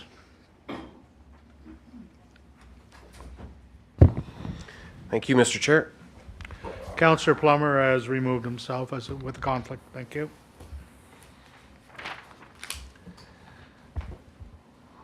So the Forest Road Sidewalk Construction Report. Recommendation is the committee approve the allocation of $25,000 from the sidewalk reserve for the construction of the sidewalk on Forest Road, and the reallocation of an estimated $11,000 in surplus funds from the 2025 capital sidewalk program, again to the Forest Road sidewalk construction. So as part of the Stewart Street reconstruction, which is underway right now, there is a new and a reconstructed sidewalk from Forest Road to 3rd Avenue. That sidewalk then connects to Mary Street and other sidewalks west of 3rd Avenue. Presently, there is no sidewalk on Forest Road from Stewart Street to basically Lee Street. I have attached a drawing to the report that shows that, and the attached drawing shows where the new sidewalk would be. I believe it's shown in red on the attached drawing. The addition of the sidewalk on this section of Forest Road would provide for a contiguous sidewalk from Mary Street and 3rd Avenue to Lee Street, Pembroke Street West, Riverside Park area, and also to the Algonquin Trail. There used to be an informal desire path through the vacant property between Mary Street and Forest Road. And with that path that was there, that informal path, there was no reason to have a sidewalk on Forest Road because nobody would have been using it. That area is now being developed for residential use and the path will no longer be available. Sidewalk would be a monolithic sidewalk with curb to improve road drainage and assist in protecting pedestrians. As part of the 2025 capital budget, an allocation $25,000 was made to a newly established reserve for the construction of sidewalks in current underserviced areas. And there's also the anticipated, the anticipated cost of the sidewalk with restoration and the curb is $35,000. That includes net HST. And that would be done as part of the Stewart Street reconstruction contract that was previously awarded. Alternatives that have been considered, if it is the desire, was not to use the funds from the sidewalk reserve at this time, then we could budget for construction in 2026, or we could hold construction of the sidewalk for a future year and allocate funds at that time. As has been previously discussed, it is the city's wish to improve walkability of the municipality systematically and to promote contiguous pedestrian travel and expand sidewalks to underserviced areas. Thank you, Chair. Questions, recommendations? Deputy Mayor? Motion. Councillor Bernier? Oh, thank you. Go ahead. Motion to allocate 25 grand from the sidewalk reserve for the construction of a sidewalk in Forest Road and reallocation of 11,000 in surplus funds from the 2020 capital sidewalk program to the Forest Road sidewalk construction. Motion on the floor by the Deputy Mayor. We have a seconder. Councillor Fernier. Discussion? No discussion. We'll call the vote. Those in favor? Those against? Carried unanimously. You have your direction. Thank you. Councillor Plummer is returning to the table. Next item, Dixon Street Water Main Replacement Tender, contract number 24-2928-01. Mr. Lewis. Thank you, Chair. Recommendation is that the combined committee endorse and recommend to council approval of the following. That the Dixon Street Water Main Replacement, contract number 24-2928-01, be awarded to 902474 Ontario Limited, operating as Do All Construction, in the amount of $580,782.75 plus HST, that being the lowest responsive and responsible bidder, and approval of additional expenditures in the amount of $50,000 for contingency allowance, and that the budget shortfall of $132,827.33 be funded from reallocated funds from the water main valve replacements, water distribution site system pipe rehabilitation, and Alfred Street East resurfacing. Presently, that has a combined budget of $200,000. I break it down a little further in the report. The total value of the recommendations equals $630,782.75 plus applicable HST. Getting into the financial part of the report, as part of the 2025 capital budget, $585,000 was identified for the Dixon Street water main replacement plus the sidewalk. City's total construction cost for the project, including contract and field administration, construction, additional expenditures, and the net HST is $717,827.33. That represents a budget shortfall of $132,827.33. Can be funded using reallocated funds from the annual water main valve replacement program. That's $25,000. From the annual pipe rehabilitation for water distribution system, that's at $75,000. And the Alfred Street East resurfacing project, which is also ongoing right now. We anticipate a significant surplus there, so we'll need $7,827.33 from that one to finish up the shortfall. The recommendation includes the award of contract administration services to Aegis Canada Limited based on their quoted values submitted in their design and contract administration proposal. So the contract was publicly advertised. It was tendered. 4 bids were received. The tender procurement process followed all requirements and procedures of the city's procurement policy for tendering. Bids were received as follows. Do All Construction, $580,782.75. McCrae Excavating, $624,400. Kavanaugh Construction, $780,000. My apologies, the report does say $780,000. That was a typo. And the last bid was Bonashare Excavating, Inc. at $924,303.11. For everyone's information, the date of completion of the project is October 10th of 2025. The water main on Dixon Street is suffering from flow restrictions affecting delivery of the required demand for water. The pipe is old. Operations and maintenance is getting significant more difficult to meet the requirements. And as committee will remember, the operations department has moved to a catchment area approach for major infrastructure.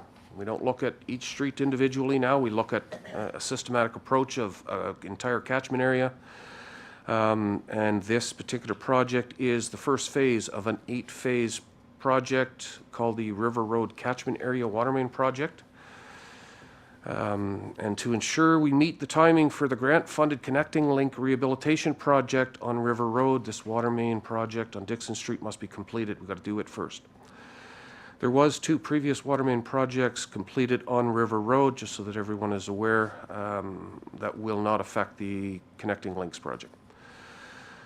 Alternatives considered. An alternative that could be considered is to not award the tender and reassess in 2026. A delay poses a strong risk that costs will increase. Deferring would delay future phases of the project, and it would threaten the completion of the provincially funded Connecting Link Rehabilitation Project. Strategic plan impact. The project speaks to the city's strategic plan for replacement of our aging infrastructure, limiting disruption to users of the systems. Thank you, Chair. Discussion, comments? Councillor Frenier? I would move that we support the recommendation presented by our manager with the budget shortfall coming from the reallocated fund.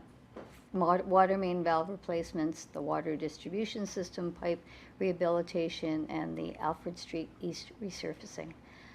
Total amount of the recommendations being $630,782.75 plus HST.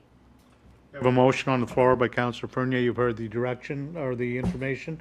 Second by his worship. Further discussion on the project? Seeing none, we'll call the question. Those in favor? Carried unanimously. Important to get the work done. Thank you. Next item, waste management curbside collection contract extension. Mr. Lewis. Thank you, Chair. The recommendation is that the City of Pembroke Combined Committee endorse and recommend to Council approval of bylaw 2025-58 for the extension of the service contract with Miller Waste Systems, Inc. for the collection and transportation of garbage, recyclables from non-eligible sources, source-separated organics, and yard waste for the period of April 1st, 2025 to March 31st, 2027. So for everyone's information, this is a report, an update report of a report that I presented to the Operations Committee in March 18th of this year. So I'll just briefly go through some of the main key points. The original contract was for a 10-year period. This extension is for additional 2 years, as previously discussed. Costs have increased over the original contract, and that is due to CPI not keeping up with pace of inflation, as well as mandated changes to the Blue Box program, especially the move to single stream collection, with the recycling now being collected separate from other waste streams. The new rates are included in the table that was provided in the report. They're also included in the attached bylaws. But just briefly going through those, organics collection has increased 6.28% in year 1 and another 2.69% in year 2, total of 9.15%. Leaf and yard waste remains the same in year 1, increases 2.5% in year 2. Garbage collection increases 13.17% in year 1, 23.57% in year 2. Total increase of 39.85%. And that's specifically pointing to the single stream collection. Large item, also referred as bulky item, has a very significant increase. You'll note in the report the increase in year 1 is 292.38%. In year 2, it's only 2.5%. And as it was previously discussed in March, actually Miller Waste at the original contract 10 years ago made a mistake in their proposal and didn't have the right value in for bulky. So we have been the benefit of an extremely discounted service for the last 10 years. With the extension, they're looking to bring it back on par. The Municipal Partners Group has agreed to the 2025 proposed Miller rates, and we were negotiating the 2025-2026 rate as a blended rate. However, due to transition to a single stream and the provincial changes to the recycling program, a blended rate could not be obtained. So the partners then negotiated a full 2-year extension. We added 3 months to the extension, and we secured rates into the first quarter of 2027. Helps to delay any future anticipated increases. Municipal partners are working together presently on a procurement process for new curbside collection contract that will align with the province's new recycling program. Some financial information based on the city's 2024 tonnage. The city should see a reduction in expenses, a credit of approximately $162,000 at the end of 2025. That's due to the city not paying for the collection of recycling materials anymore, except for those non-eligible sources. The responsibility is now on the producers. Using this credit to offset the increases in waste collection costs for 2025, at the end of 2025, we should see a surplus of approximately $16,800. These funds could be transferred to reserves to help offset the collection fee increases in 2026 and reduce the rate increases for residents. We'll discuss that further as we move forward. Based on the new rates, just for some information as we move into starting budgets, based on the new rates, the city will be required to increase individual curbside unit waste collection in the magnitude of $14.41 to $16.87 per unit, so 9.1% to 10.7%. For the 2026 budget year, and that range is based on whether we use or do not use that $16,000 in surplus. So everyone is aware it has been several years since the city has increased curbside collection rates to ratepayers. Additionally, recycling collection fees for non-eligible sources still have to be developed, so that's not included in this report. We're still working on that. Although the province is continuing to discuss the Blue Box program, the recycling program, and we may have some changes to what is considered an eligible source and a non-eligible source. We consider non-eligible sources to be the commercial district is basically what non-eligible is.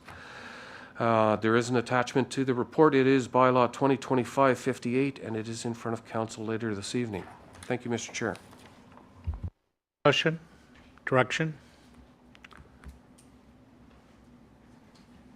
You need just information? Yep, I don't need any direction. Just a question from the chair. Have you had any inquiries about late curbside pickup? Extending after noon, 1 o'clock in the afternoon?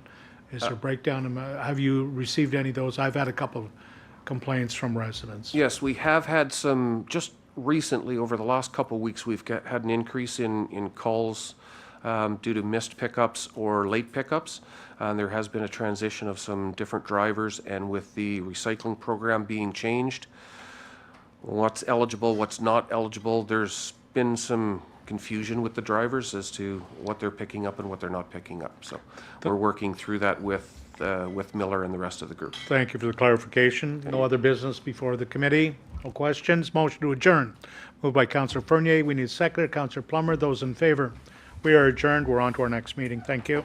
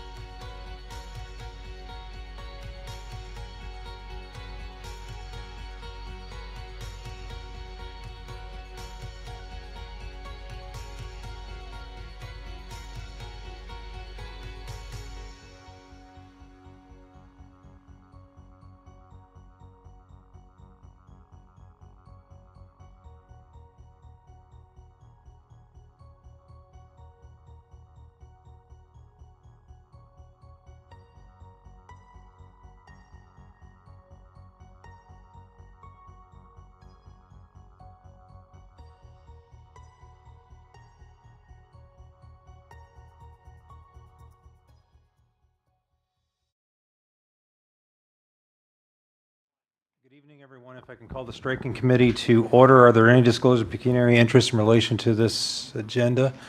Seeing none, I'd entertain a motion for the approval of this agenda. Moved by the Deputy Mayor, second by Councillor Plummer. Those in favor? That is carried.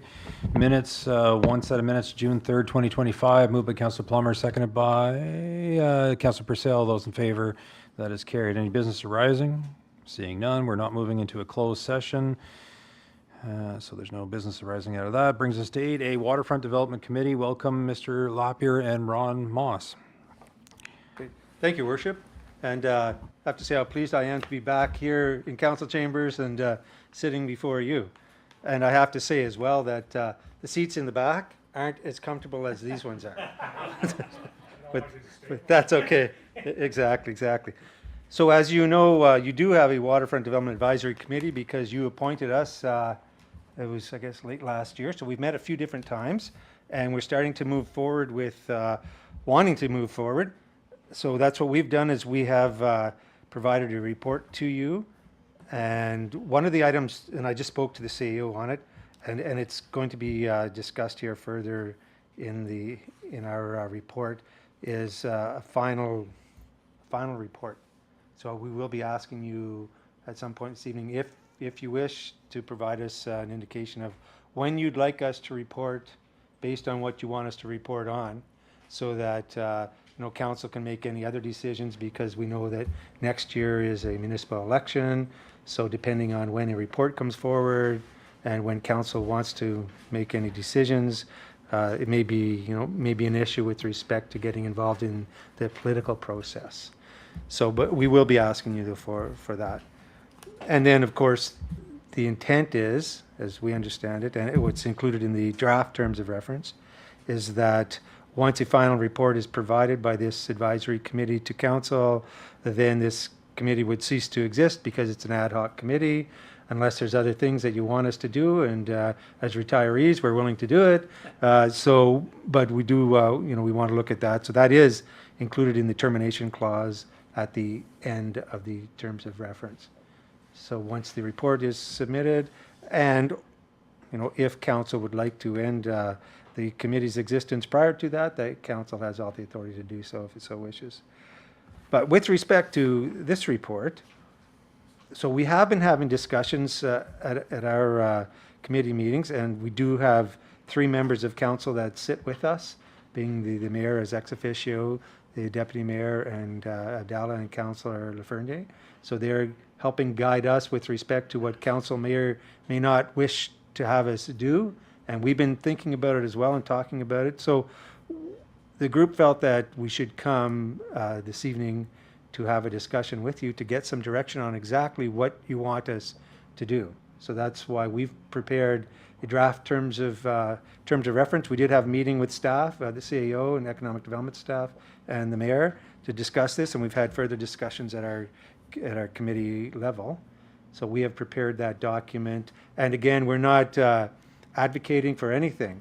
We've just brought forward things that you may wish us to take a look at, on your behalf. And if at the end of this meeting you give direction that no, you don't want us to look at certain things, that's perfectly fine too. We just didn't want to be going down any rabbit holes and going in certain directions that council says, yeah, you know what, thanks, but we don't want that. So why bother? We'll stick to what council would like us to do. We do have, just as a reminder, perhaps to the public that's tuning in this evening, the committee that was established by council was based on application, and we do have a number of retired individuals who have some time and willingness to give back to the community.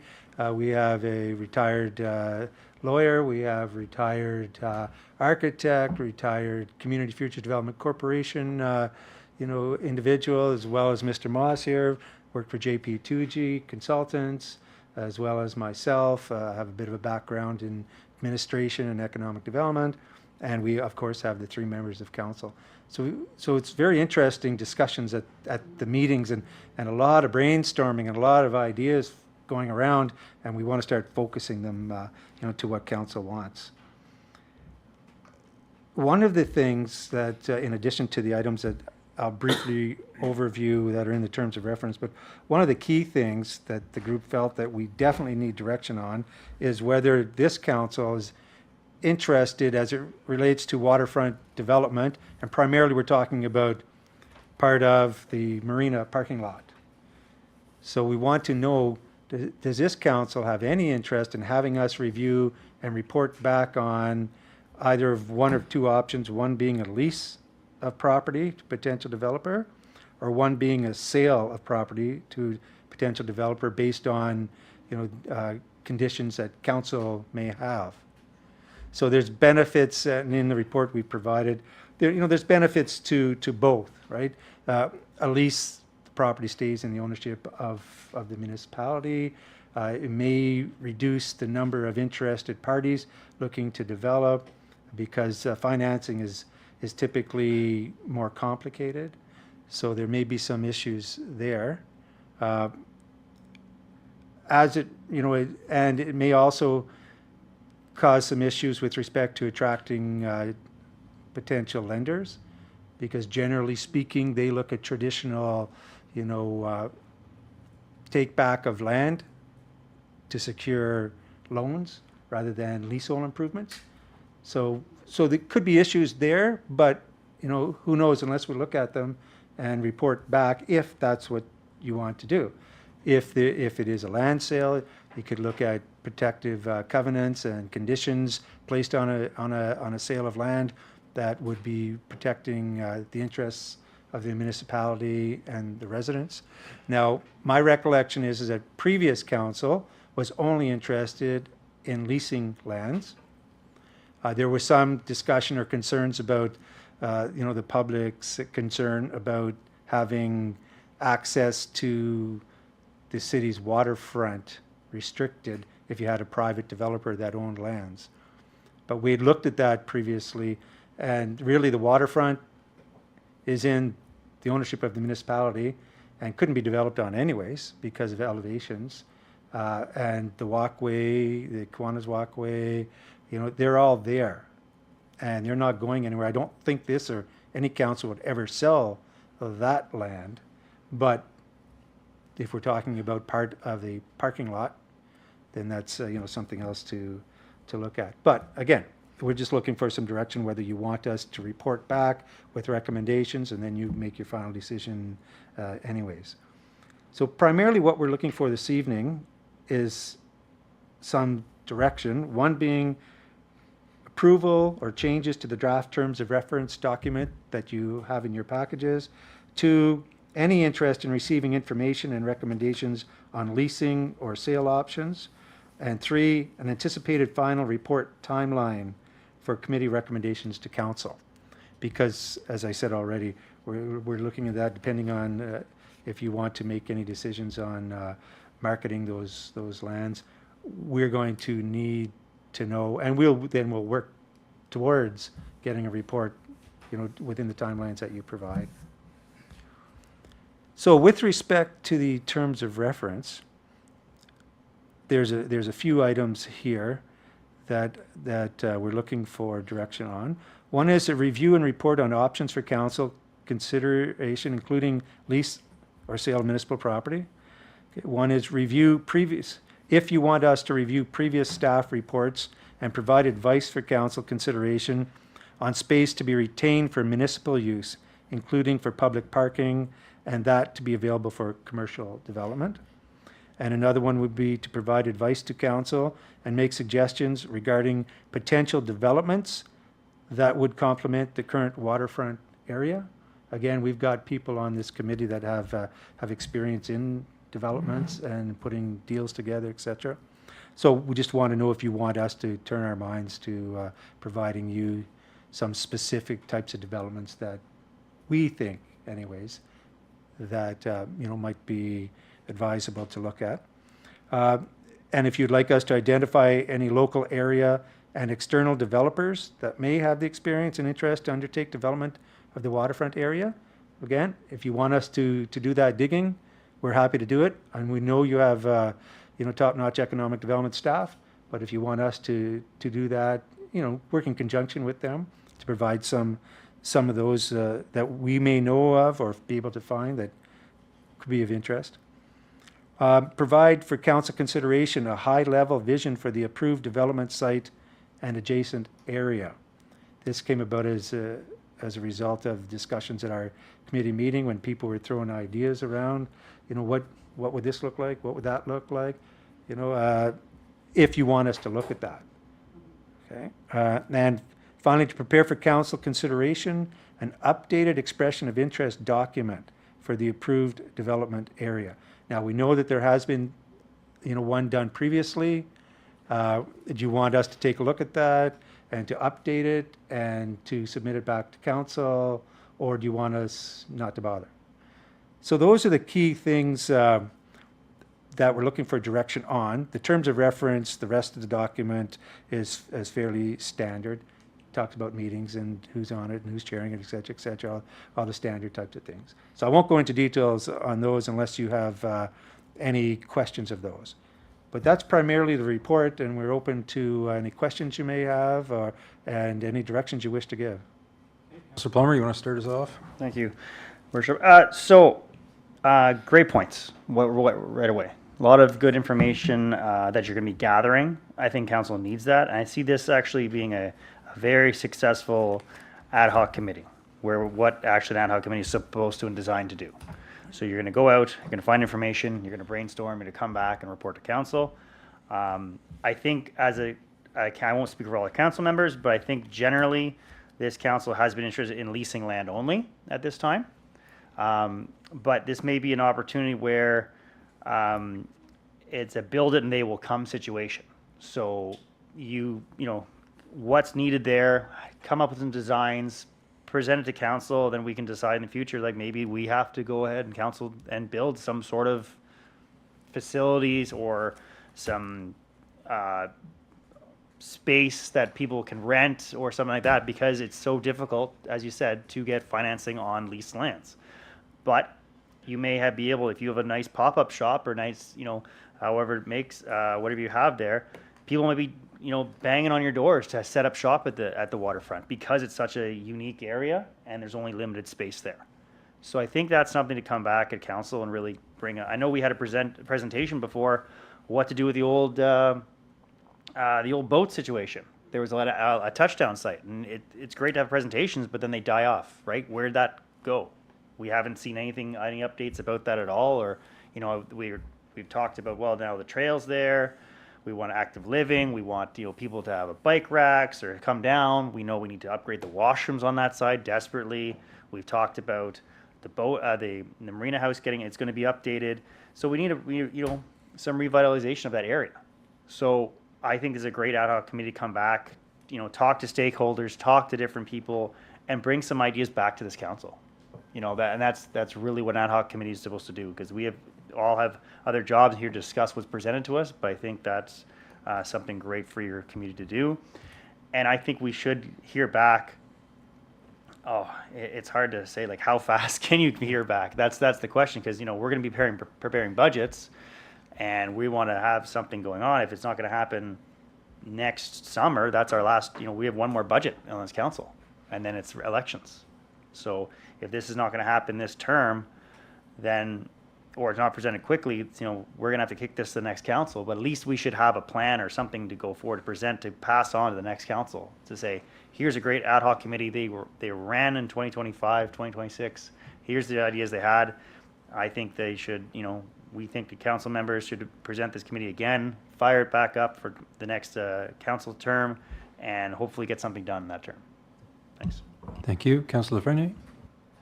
Through the chair, yeah, I sit on this committee, and a lot of good discussion already, but that's right. We need to see what direction council wants us to go in.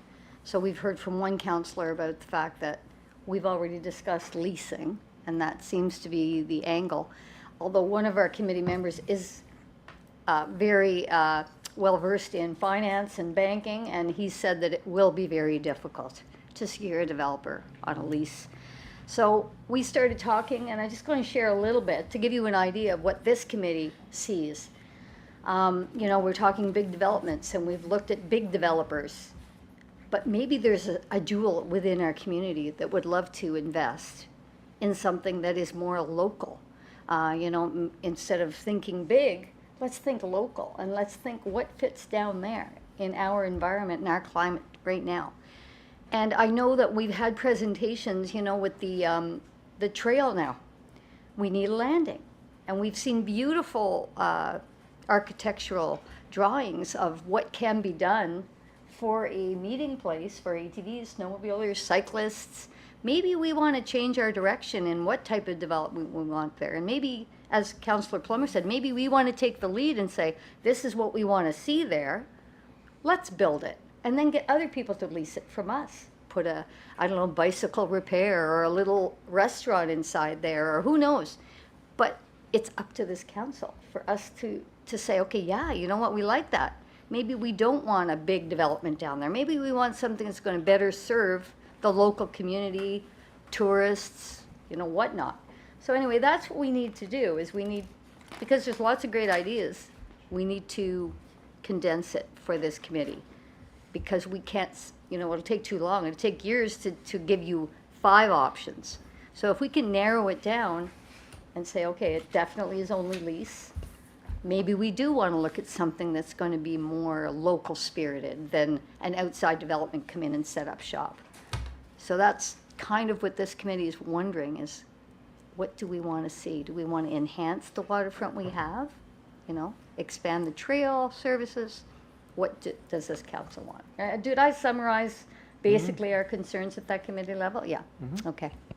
Before turning over to, I don't know why we're getting this lovely echo, but anyways, before I turn it over to Councillor Keel, just so that all of council or committee is on the same page. So there was an announcement last week by MPP Deneau. The city of Pembroke was successful in receiving $153,000. It's talking about, and I don't have it all memorized, but wayfinding signage to create what you're referencing is in terms of a landing for the ATVs to come off, I'm trying to think of all the different points. There's a whole series of different things in the area of Henry Brown's boat, which everyone seems to know what that means, at least the people around this table. So there's certain parts that are happening. It's just under mayor's update, I was going to say that I was joined by 2 members of council and that there was this grant announcement. So we're successful in getting $153,000. It's working its way a little bit better than that. It's working its way through. So there is certain things happening, but there still is the entire parking area and so forth that this committee certainly needs to look forward to. So with that information, Councillor Keel. Thank you, Your Worship. So when I ran in the last election, which seems like a long time ago now, development down at the waterfront was one of the things that I was running on. And I'll be honest, I was hearing a lot from people that they wanted something down there, but even I myself didn't really know what that would be. I don't know if anybody here has been to the Hexagon up in Deep River. And I think it's something your committee in particular should, there are some pictures online. It's actually I don't want to call it a small venue, but it's, I suppose, fairly small. It's rustic, but it's quite nice. I would imagine, I don't know, it probably fits several dozen people in there for sure. It has a fairly small kitchen to one side. It's got a ante-room to the other side, and then bathrooms beyond that. So it's a fairly, we're not looking at a big hotel or something like that. It's got a patio out in front of it. Having visited that and having been there just a couple weeks ago and standing outside and looking at it, I think it might be exactly the quaint kind of something down there that you can go grab a beer. I'm on their website right now. You can rent out the venue, and I think a rental option would be important. I think a lot of people in the city agree that we were a little short on nice rental options, indoor options anyway. So I think we do have to figure out what we want to do, but at the same time, am I open to leasing? Yes. Am I open to selling it? I mean, if we were to zone this thing for nothing more than a restaurant or a rental hall or something like that, I mean, that's what it's going to be moving forward. And do I care who owns it, as long as they're operating a restaurant or a rental hall or whatnot. So I'm open to a sale of a small footprint. Obviously, we wouldn't give up the Kiwanis walkway. In fact, this thing to me, abutting onto the Kiwanis walkway with a patio would be a beautiful option. And I think there is some grass areas as well between the parking lot and the Kiwanis walkway. That might be for drainage or something else, I'm not sure, but there perhaps is something that we could do even on that part of the footprint. So I think at this point, I would just really like us to see something get done. And I don't know that any of the voters that I was talking to was, hoping for like a Marriott or something like that. What I got was just that they find it unbelievable that in the city of Pembroke, with our beautiful shoreline, there's not a single place that you can go have a small meal or a drink. And then if you look at the Hexagon more, even its placement, it's overlooking a marina, which is exactly what we're talking about here. I don't know what the cost of such a simple building would be. I'm not even sure this is a four-season building, to be honest, and I'm not sure I care about that. So one of the things that I was going to suggest adding is, and I think Councillor Plummer might have hit on this, was the potential option of us building a fairly simple but useful building ourselves, and then possibly leasing it out to. I don't think the mayor or the CAO want to put on a chef's coat and go run a restaurant, but I don't know how to explain better than to say, honestly, your committee maybe go up to the Hexagon and have dinner, and like there's not much to it, but it is a beautiful, beautiful place. And so I think at this point, I would just like us to see something get done. I think we are probably past the idea of this council getting it done. So if that's the case, I would suggest that the report at least come, maybe before the spring, so that maybe we have something to discuss during the election about what we would like to see. I'm not sure a report like this should drop in the middle of an election. I think so maybe the spring should be the latest. But I would just encourage people to just look at something as simple as this, and I think it's something that would actually fit down at our marina. Again, I would actually just encourage people to visit it and see how something so simple next to a marina can offer such an amazing experience. Thank you. Thank you, Councillor Jacquinot. Thank you, Your Worship, and Terry and Ron, thank you for your hard work, the committee and all the council members working there also. I'm sort of torn, between a rock and a hard place. Having been raised in the community and traveled somewhat extensively over my meager lifetime, I've experienced different things, as you all have.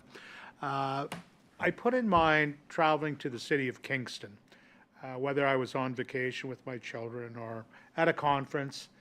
And what always really appealed to me was that there was a beautiful hotel motel at the waterfront. There was the Radisson Group. There was a Holiday Inn. And you could look out, your balcony and have a drink, and you could go and have a nice meal just up the street. You could walk the downtown. And I close my eyes and I see that here, because it's similar. You've got the downtown right there. You can walk up. We've got the eating establishments, which are taking on a life of their own. We have many of them. My only other, and I mean, going back a few years ago, everybody, they said, oh, an Algonquin College on the waterfront, how disastrous. How disastrous would that be to our community? Look what it's done for our community. We've got all kinds of buildings set up now. People are building apartment buildings to house the students. There's extra revenue coming into our coffers. So should we be closed-minded and say, you know what, maybe we shouldn't sell that? I think we should have some sort of a control or whatever, the council of the day would like. But, if you had some sort of an establishment there, leased, if somebody really wants and they can make a buck, they'll lease it or sell it. Okay, you're still going to have the same entity. You're going to have a beautiful spot on the waterfront. Instead of looking over Lake Ontario, You're gonna look into the sunset of the Ottawa Valley as the sun goes down the Ottawa River. You'll be able to take a walk up, up to the amphitheater and hear music every night during the summer. Like, we've got all the things in place already. They're there.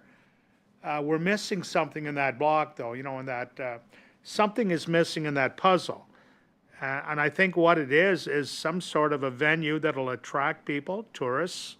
Not that they don't come here now, but they would come and experience the waterfront. We would build our downtown. People would mingle, and they would talk about it. We have people talking about it now. I met two bikers. They weren't with the Hells Angels or anything, but they were from the city of Ottawa, retired engineers who came here, and they said, "What a beautiful town you have." He said, "We went to your waterfront. We can't believe that exists in a little community like this." Who did that? The community did it, and volunteers and whatever. They did it.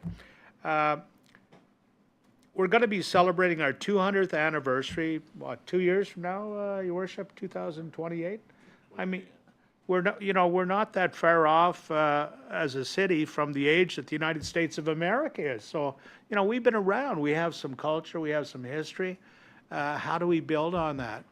So, being a little selfish, as an individual, I'd say, you know what? No, we shouldn't sell that.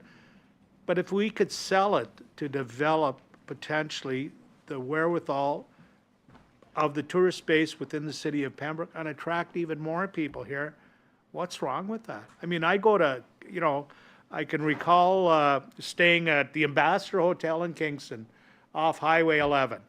And when I stayed there like 40 years ago, it was a two-story little hotel. Now it's a major, major destination point for people. Conferences are held there.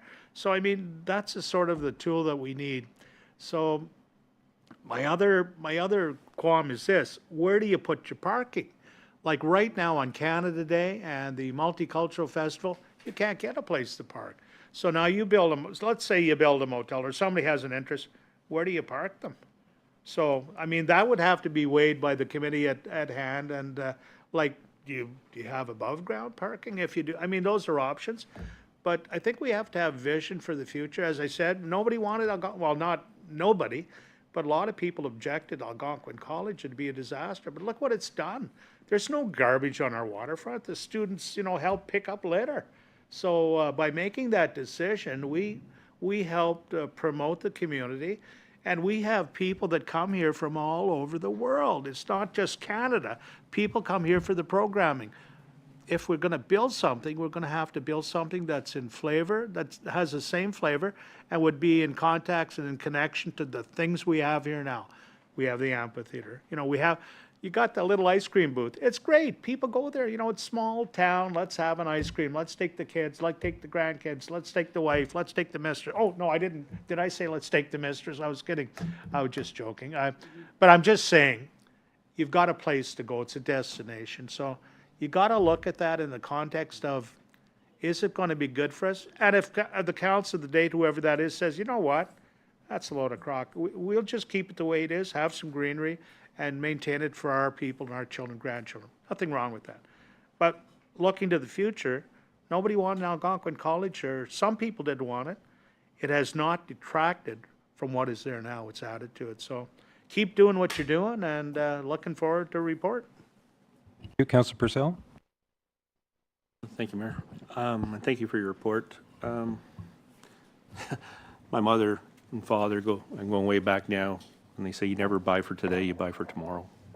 And you need to look at, where our community is going to be in the future and build something that would be sustainable, that would benefit the community. That being said, I see the value in terms of building in that area in front of the marina. And I also see the value in terms of having community space. We have zero community space. So something that's on top with a lookout over the marina that you can go have, an occasion, it could be a community space for individuals to utilize. And down below having restaurants, those kinds of things associated with, bringing in tourism We have a beautiful waterfront that nobody comes to visit us. The only people that come to visit us are the people from across the way. Everybody goes up to the Fort William. It's a steady boat traffic on the weekend if you go to Petawawa and go to Fort William and up to Deep River. Well, how come they're not coming to Pembroke? You know, there's a market that we're not capturing right there. We have 2 visitor slips. 2 visitor slips in the marina. You know, is that welcoming for sea-doers, for boaters, for those kinds of individuals? And there's nothing, really, they're going to tie up the boat and then walk into town to do something. We need to open up the waterfront to our beautiful downtown. You know, we need to, you know, with that announcement in terms of $156,000, it's just building that trailhead. I do have concerns also with parking, but maybe that's where transit can help us out a little bit as well. We're looking for alternative parking for boaters. Maybe there's a different, you know, a different opportunity that we can look at. But I'm willing to actually sell that piece of property if, you know, that there's certain conditions that are met and that we have community space available to us as part of the condition of sale. And I do think that that would really bolster what we already have in the waterfront park. And I think you're right. We really have a beautiful spot, but I think we can attract a little bit more people there, having the right businesses and the right approach. So I think that's what I'm looking for is in terms of vision, and nothing's really off the table, you know, because I really don't want to say, well, I don't want to see this, I don't want to see that. I want to see everything because maybe there's something that we haven't thought about, and that's the reason why, you know, we implemented your advisory group is to kind of say, hey, have you guys considered this, considered that? I think giving you a playbook, maybe we may be putting ourselves at a disadvantage right now. So let's see what's out there. You know, think of tourism, thinking of, you know, bringing people into the city. You know, we're set to boom here. We've got AECL and CNL. They just announced their operating budget for this year. $1.9 billion is the operating budget. We have military in terms of defense looking to spend 2% of GDP. We're right next to one of the biggest bases in Canada. It's going to become a super base. So again, when I say, you know, don't buy for today and buy for tomorrow, you don't buy the, in my day it was a Chevette, if you know you're going to have a family in the next year. You know, you got a plan, right? So just think about that and make sure that, you know, it's something that we can grow into and that it's usable space and it's community space and, you know, it supports, you know, our community in terms of, you know, making sure that it's community-oriented types of organizations or businesses. So, thank you. Thank you, Deputy Mayor. Thank you, gentlemen, for coming tonight. I have the pleasure of sitting on the committee with Councillor Frenier and the Mayor, and I must say we have some excellent retired, experienced individuals on that committee, as you alluded to earlier. As discussed at the committee level, it's a real balancing act. We only have one piece of land, and once you use it, you lose it. So whatever we do is very important. I agree with the comments around the table, you know, public place. I'd like to see something, you know, year-round. Possible marina expansion. You know, 2 boats for guests is not gonna do it if you have a nice place on the river. Parking is always a challenge. We need to have space for the boaters to park their trailers during the day. During Canada Day, the farmers market was utilized for parking, so that's something we can look at in conjunction with the farmers market. Personally, you know, leasing, sell, we keep those options open for developers. When we met last, we found online some beautiful sites in different communities in Canada that lease space, and they also, some of them owned it also. Yeah, Deep River, beautiful spot. I haven't been up there lately, but I know it overlooks the river and it's very good. So it's important, you know, we only get one shot at it, and public consultation is important also. Whatever the committee comes back with, council looks at it as public sessions. That's very important also. So I agree with the terms of reference, and you know, I just want to comment on active living. We have the landing where Henry Brown's boat was approved, and it's going to be a washroom and hydration station. That's excellent, but to tie into the Algonquin Trail, you know, a year-round facility is important. And as Councillor Purcell said, the community space, some are kind of a double restaurant type thing or a hall, but there's different options. So anyways, I like the terms of reference, and thank you. So, Mr. Lapierre, in respect to what you're seeking, 1, 2, and 3, given everyone providing comment, do you have enough? I see you making lots of notes. Okay, so do you have enough to work with what you're looking for? I believe I do. If I could just, yes, I believe I do. If I could just recap it just to make sure that I have it straight, and if anybody feels I'm going offside here, just reel me in, please. Okay, so approval or changes of the draft terms of reference. I haven't heard any concerns with the 1, 2, 3, 4, 5, 6 bullets on the terms of reference. So I'm assuming you want us to look at all of those things. Interest in receiving information recommendations on leasing or sale options. Okay, we know you like the idea of leasing, but you're open. And again, we have to remember, we're just going to do research and come back with the recommendations. We do not make decisions. We're just going to give you information so that you can make informed decisions, or the next council can make an informed decision. Okay? And the other item that I've heard loud and clear too is take a look at, maybe one of the recommendations is that the municipality look at building something there ourselves as a community, and then leasing that out. So that can be included in that. Then the last one is anticipated final reporting timeline. So I'm thinking as soon as possible, but by spring, because this is probably something that's going to fall to the next council anyways. If there's, you know, if there's spending on behalf of the ratepayers required, you're probably not going to do that in an election year. You're going to turn that over to the next council. But maybe somebody comes forward that wants to buy it or develop it like now, and you may be in a position to make that decision or not, but we'll bring as much information forward as we can. So that's my understanding of it. Okay. Seeing nodding all around. Yep. Okay. Right on. Thank you very much. Thanks so much.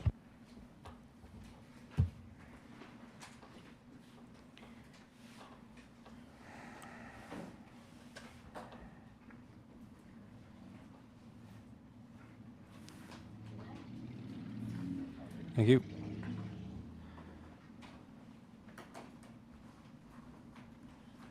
So the next item up is 8B, and turn it over to Madam Clerk.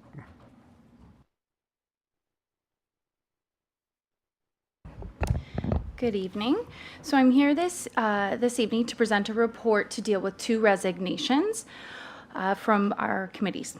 One resignation is from a council representative from the County of Renfrew Joint City County Liaison Committee, and another is a community member from the Pembroke Waterfront Planning Advisory Committee.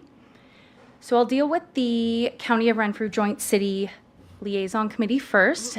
Simply put, we've had a resignation from a council member, and that resignation needs to be filled with another council member around the table.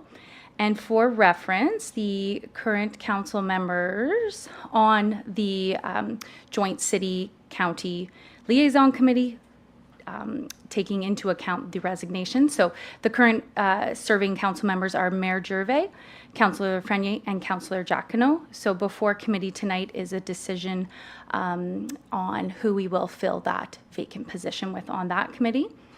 And the second part of the recommendation is requesting that committee direct staff to simply advertise for the vacant position on the Pembroke Waterfront Planning Advisory Committee. So again, just a report to receive some direction, fill a vacant position on a committee, and tie up some administrative tasks. So I'm happy to answer any questions. Okay, thank you. On the first one, the motion to appoint someone to the city, okay, Deputy Mayor? So this is a preamble. I'm the one that resigned from the committee, and the reason being I'm going to be teaching again next year before I retire, and the meetings are held during the day, and I cannot make meetings during the day So in best practices and representation of the residents, I resigned from the committee. I would like to nominate Councillor Purcell to represent us on this committee. Okay, so there's a motion by the Deputy Mayor, second by Councillor Frenier, that the striking committee appoint Councillor Purcell to be added to that particular committee. Any questions? Seeing none, those in favor? That is carried. Thank you. Yes, I do. I think it'll work out well in terms of some of the rest of them. Okay. And on the second item, I guess you're looking more or less for direction to fill the vacancy by having advertising, correct? Correct. We'll follow the same process as we do for all our other committees, and applications will be brought forward at a future striking committee for committee's consideration and appointment. Okay, and I see nodding, so we're good? We're good. Great, thank you. Thank you, Madam Clerk. Motion to adjourn striking. Councillor Plummer, second by the Deputy Mayor. Those in favor, this striking committee is adjourned.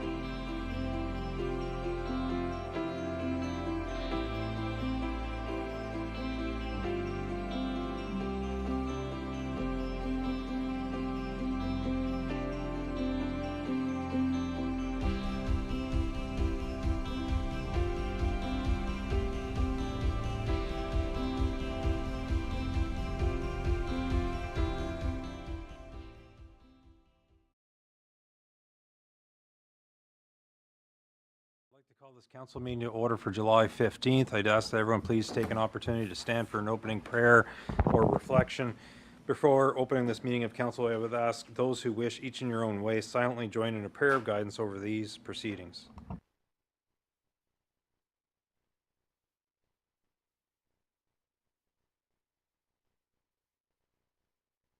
Thank you.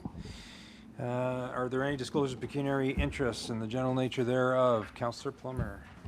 Yes, I'll be declaring a pecuniary interest in the going into closed session. I will not be partaking. Okay, very good. Any other disclosures? Seeing none, right on. Moving into minutes. So first up is approval of minutes of council special meeting of council June 17th, 2025. Moved by Councillor Plummer, seconded by the Deputy Mayor. Those in favor? That is carried. Next is regular meeting of council, approval of those minutes, June 17th, 2025. Councillor Plummer, seconded by Councillor Purcell. Those in favor? That is carried. Now we're moving into adoption of minutes from various committees. First up is Planning and Development Committee, June 3rd, 2025, by Councillor Giacono, seconded by Councillor Purcell. Those in favor? That is carried. Then it's the Finance and Administration Committee, June 3rd, 2025. Councillor Plummer, seconded by Councillor Purcell. Those in favor? That is carried. Parks and Recreation Committee, June 17th, 2025. Moved by Councillor Plummer, seconded by Councillor Purcell. Those in favor? That's carried. Moving into Operations Committee. This one is May 20th, 2025. Moved by Councillor Plummer, seconded by Councillor Purcell. Those in favor? That is carried. Lastly, for adoption of minutes is Striking Committee, June 3rd, 2025. Councillor Plummer, seconded by Councillor Purcell. Those in favor? That is carried. Now we're receiving minutes from local boards. First up is Ottawa Valley Waste Management Board, March 20th, 2025. I have the Deputy Mayor, seconded by Councillor Lafreniere. Those in favor? That is carried. And last for receiving minutes is Pembroke Heritage Murals, July 2nd, 2025. I have Councillor Giacono, seconded by the Deputy Mayor. Those in favor? That is carried. There are no delegations or presentations this evening. Moving forward to staff and committee reports. Dixon Street Water Main Replacement, Councillor Plummer. Thank you, Your Worship. Moved by myself, second by the Deputy Mayor, the tender number 24-2928-01 for the Dixon Street Water Main Replacement be awarded to 902474 Ontario Limited, operating as Dual Construction for the estimated contract value of $580,782.75 plus HST, and that expenditures in the amount of $50,000 be adopted for the contingency allowance, that the budget shortfall of $132,827.33 be funded from the reallocation funds from the water valve replacements, water distribution system pipe rehabilitation, and Alfred Street East resurfacing, which have a combined budget of $200,000. For a total value of recommendation equal to $630,782.75 plus HST. Thank you.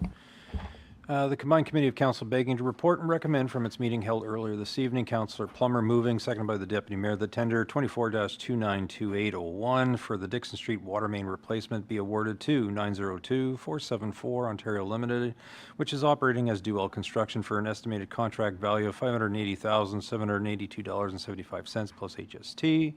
The additional expenditures in the amount of $50,000 be approved for a contingency allowance, and that the budget shortfall, which is $132,827.33, be funded from the reallocated funds from the water main valve replacement, water distribution system pipe rehabilitation, and Alfred Street East resurfacing, which is a combined budget of $200,000. Total value of the recommendations equaling $630,782.75 plus HST.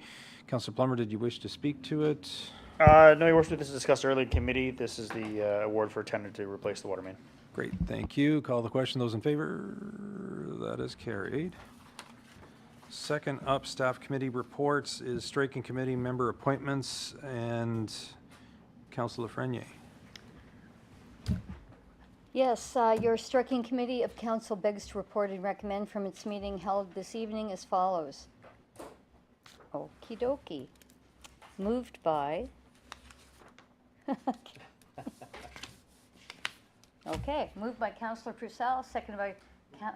moved by myself, seconded by Councillor Purcell, that the City of Pembroke Striking Committee appoint Councillor Purcell. Can you do that? No. Let's go this way. Sorry, I was given this kind of... Yeah, I forgot to get it filled out.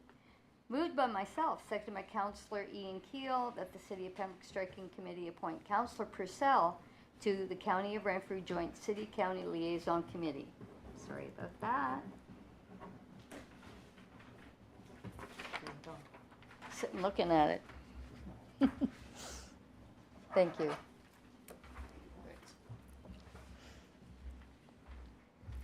Thank you. So striking committee held earlier this evening, moved by Councillor Fernie, second by Councillor Keel, that City of Pembroke Striking Committee appoint Councillor Purcell to the County of Renfrew Joint City-County Liaison Committee.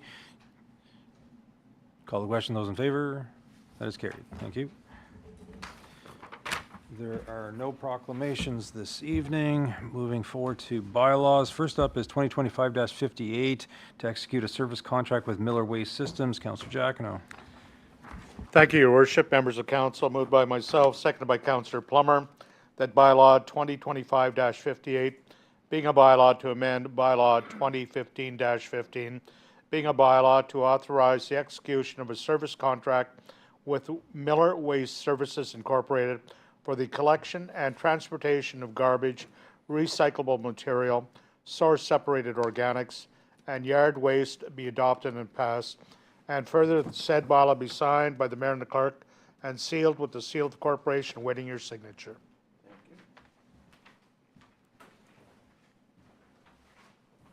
Thank you.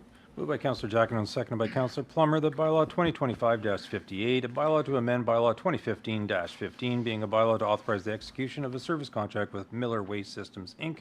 for the collection and transportation of garbage, recyclable materials, source separation, organics, and yard waste be adopted and passed. Further, said bylaw be signed by the mayor and clerk and sealed with the seal of the corporation. Councillor Giacono, did you wish to speak to it? Discussed earlier, Your Worship. Okay, so seeing no questions, call the question. Those in favor? That is carried. Very good. Next one is 2025-59, adopt, amend human resources policy. Councillor Purcell. Thank you, Mayor. I move by myself and seconded by Deputy Mayor Abdallah that bylaw 2025-59, a bylaw to adopt an amended human resources policy and repeal bylaws 2016-45 and 2023-45 for the corporation of the City of Pembroke be adopted and passed, and further that the said bylaw be signed by the mayor and clerk and sealed with the seal of the corporation. Thank you.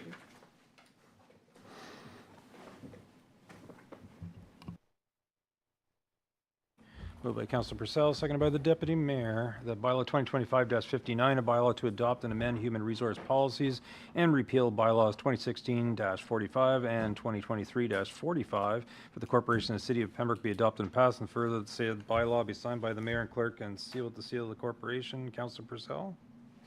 Simply just updates to our human resources policies and bylaws, and policies. Thank you. Okay, those in favor? That is carried. Good stuff. Next is 2025-60. This one is tax rates for the City of Pembroke for the year 2025. Councillor Lafreniere. I got this one signed. Moved by myself, seconded by Councillor Troy Purcell, that bylaw 2025-60, a bylaw to provide for a tax levy for the City of Pembroke for the year 2025 and to establish tax rates to raise the same be adopted and passed. And further that the said bylaw be signed by the mayor and clerk and sealed with the seal of the corporation.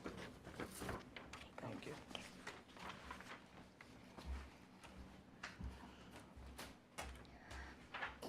Thank you. Moved by Councillor Lafreniere, seconded by Councillor Purcell. The bylaw 2025-60, a bylaw to provide for tax levy for the City of Pembroke for the year 2025 and to establish tax rates to raise same be adopted and passed, and further said bylaw be signed by the mayor and clerk and sealed with the seal of the corporation. Councillor Lafreniere? Yes, this is a bylaw to establish the 2025 tax rates for all classes. This bylaw establishes those rates based on the tax levy that was adopted in this year's budget. It also sets tax bill due dates and identifies penalty and interest rates for arrears. The passing of this bylaw was delayed this year due to a possible postal strike. Usually we do this earlier in the year. And with negotiations still ongoing, wording has been added to the bylaw which delegates the authority to the treasurer to amend due dates should a postal strike occur before the final tax bills are mailed to residents. Thank you. Any questions? Seeing none, call the question. Those in favor? That is carried. Great, thank you. Next is an amended 2025-61 transit fare and policies. Deputy Mayor. Thank you, Your Worship. As amended, moved by myself, seconded by Councillor Troy Purcell, that bylaw 2025-61, a bylaw to establish fares, set policies, and delegate authority related to the City of Pembroke's on-demand transit service operated as Ottawa River Transit be adopted and passed, and further that the said bylaw be signed by the mayor and clerk and sealed with the seal of the corporation.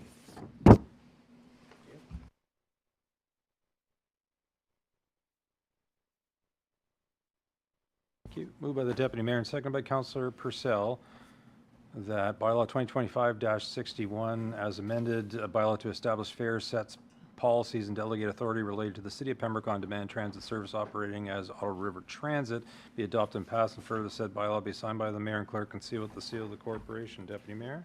Thank you, Your Worship. As discussed earlier tonight, this is the bylaw to establish fares, set policies, and delegate authority related to the City of Pembroke's on-demand transit service known as Ottawa River Transit. This bylaw was discussed during this evening's combined committee meeting. It establishes policies prior to the launch of the new service, which will take place on August 5th. Thank you. And the amendment is that the Schedule A was amended, correct? Schedule A is amended. Okay. Yeah, Mike, that's correct. Okay. So call the question in terms of the amended, yes, you're saying it's amended as per the Schedule A to remove the reference to the, as showing here, the different bundles of fares. In any event, correct? Yeah. Okay. So amended bylaw, call the question. Those in favor? That is carried. Next, Deputy Mayor, is 2025-62, Friends of the Disabled Agreement Amendment for Transit. Okay, moved by myself, seconded by Councillor Troy Purcell, that bylaw 2025-62, a bylaw to amend bylaw 2002-52, being a bylaw to authorize the entering into an agreement between the Friends of the Disabled, Pembroke Incorporated, and the Corporation of the City of Pembroke for the purposes of conveying passengers in the municipality be adopted and passed, and further, that the said bylaw be signed by the mayor and clerk and sealed with the seal of the corporation.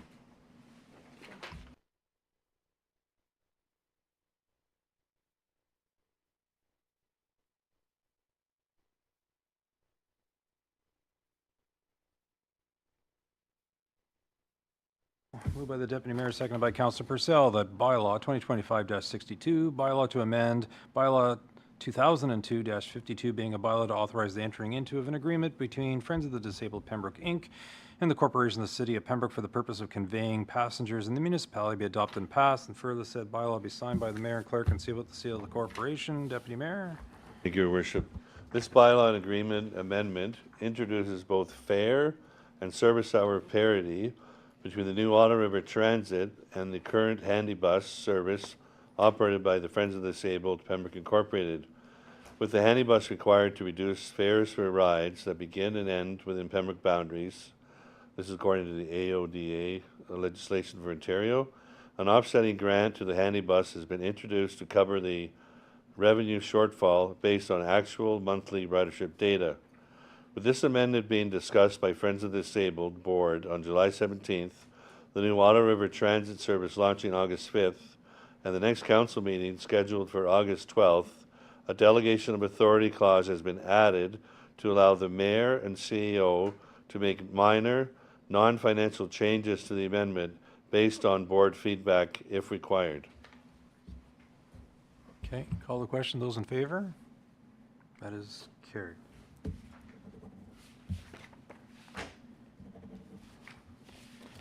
Are there any, no, there's no motions, no correspondence. Mayor's report. Good evening, everyone. I wish to bring forward my mayor's report at this time. Regarding invitations, appearances, and other matters, on June 25th, I had the pleasure of attending with the CAO and Kathleen Bard to meet the paddlers of the Penissay Paddle. They were venturing from Deep River to Ottawa, and I was truly impressed by this group of men and women as they retrace the portage and the traveling route of the Indigenous individuals. On June 28th, I met with Jane DeRoy of Purvis Galleries to wish her a happy and well-deserved retirement. She served our community very well for many years, and it is time for her to start a new adventure. Thank you to her, and we wish her well. On June 30th, the Deputy Mayor and I had the pleasure of working at the Upper Ottawa Valley Heritage Centre Strawberry Social.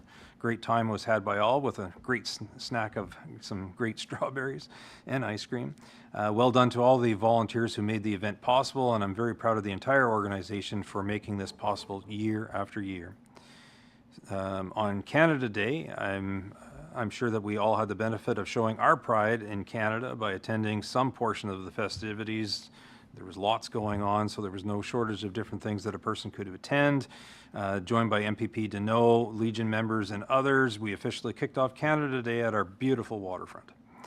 On July 9th, we had the good fortune of having our MPP Deneau back in our city to make an announcement about a grant that we were receiving of over $150,000 towards touchdown at Albert Street and the Algonquin Trail.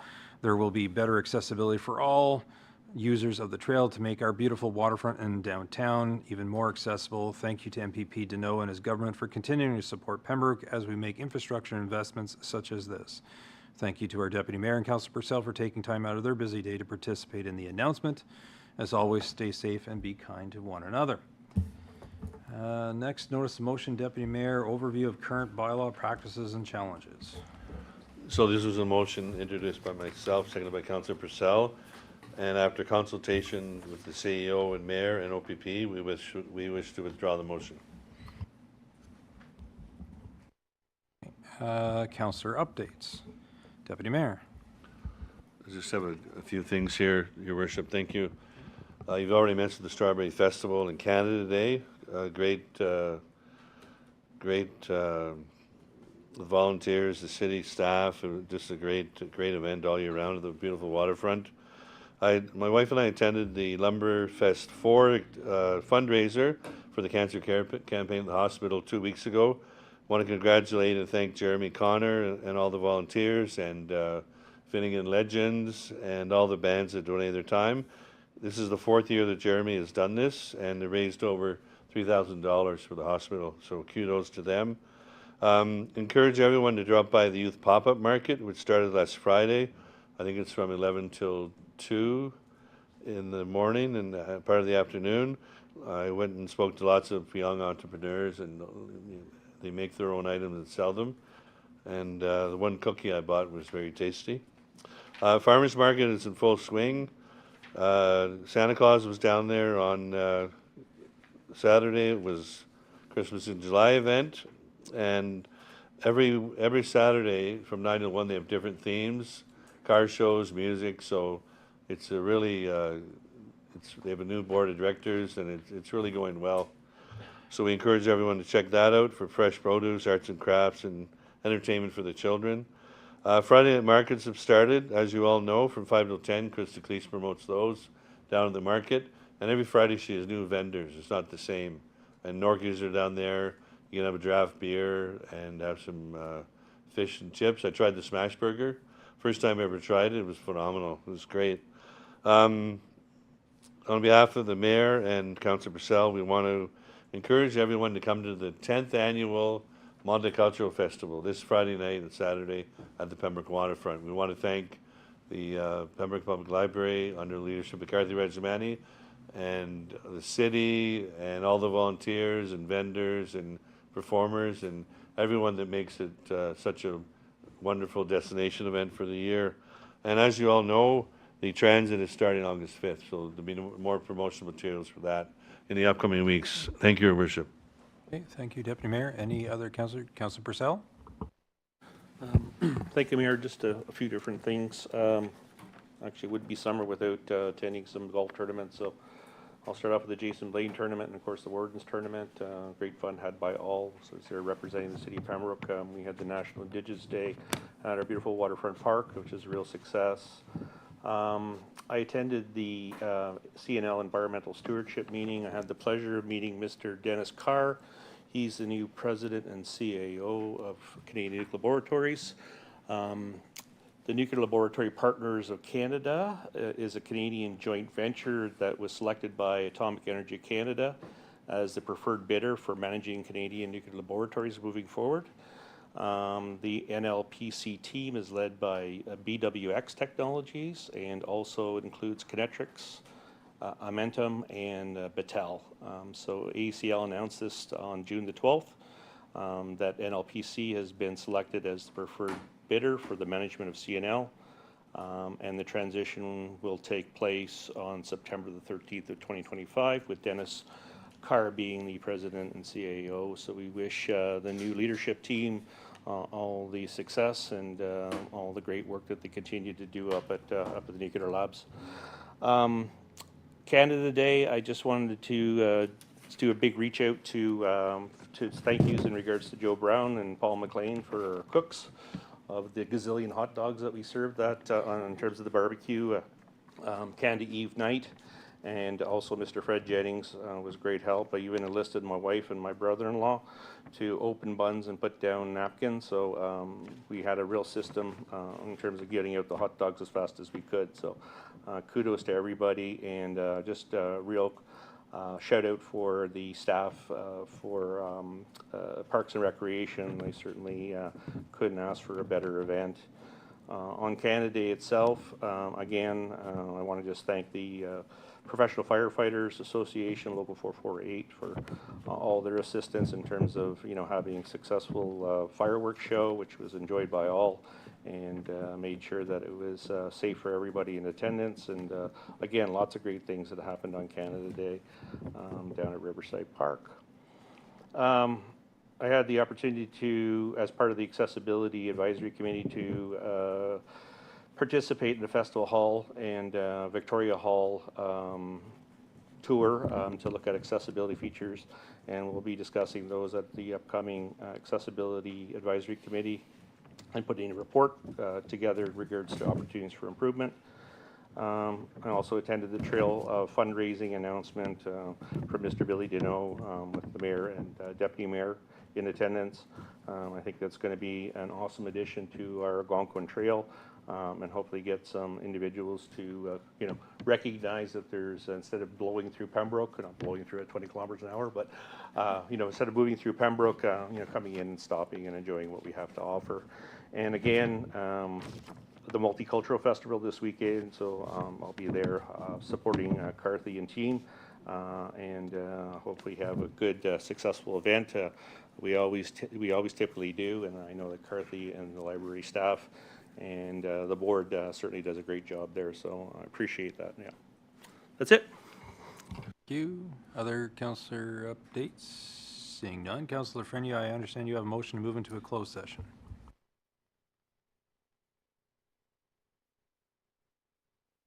Moved by myself, seconded by Councillor Troy Purcell, that this meeting become a closed meeting to discuss proposed or pending acquisition or disposition of lands by the municipality as per Section 239(2)(c) of the Municipal Act regarding Elmira Street. Thank you.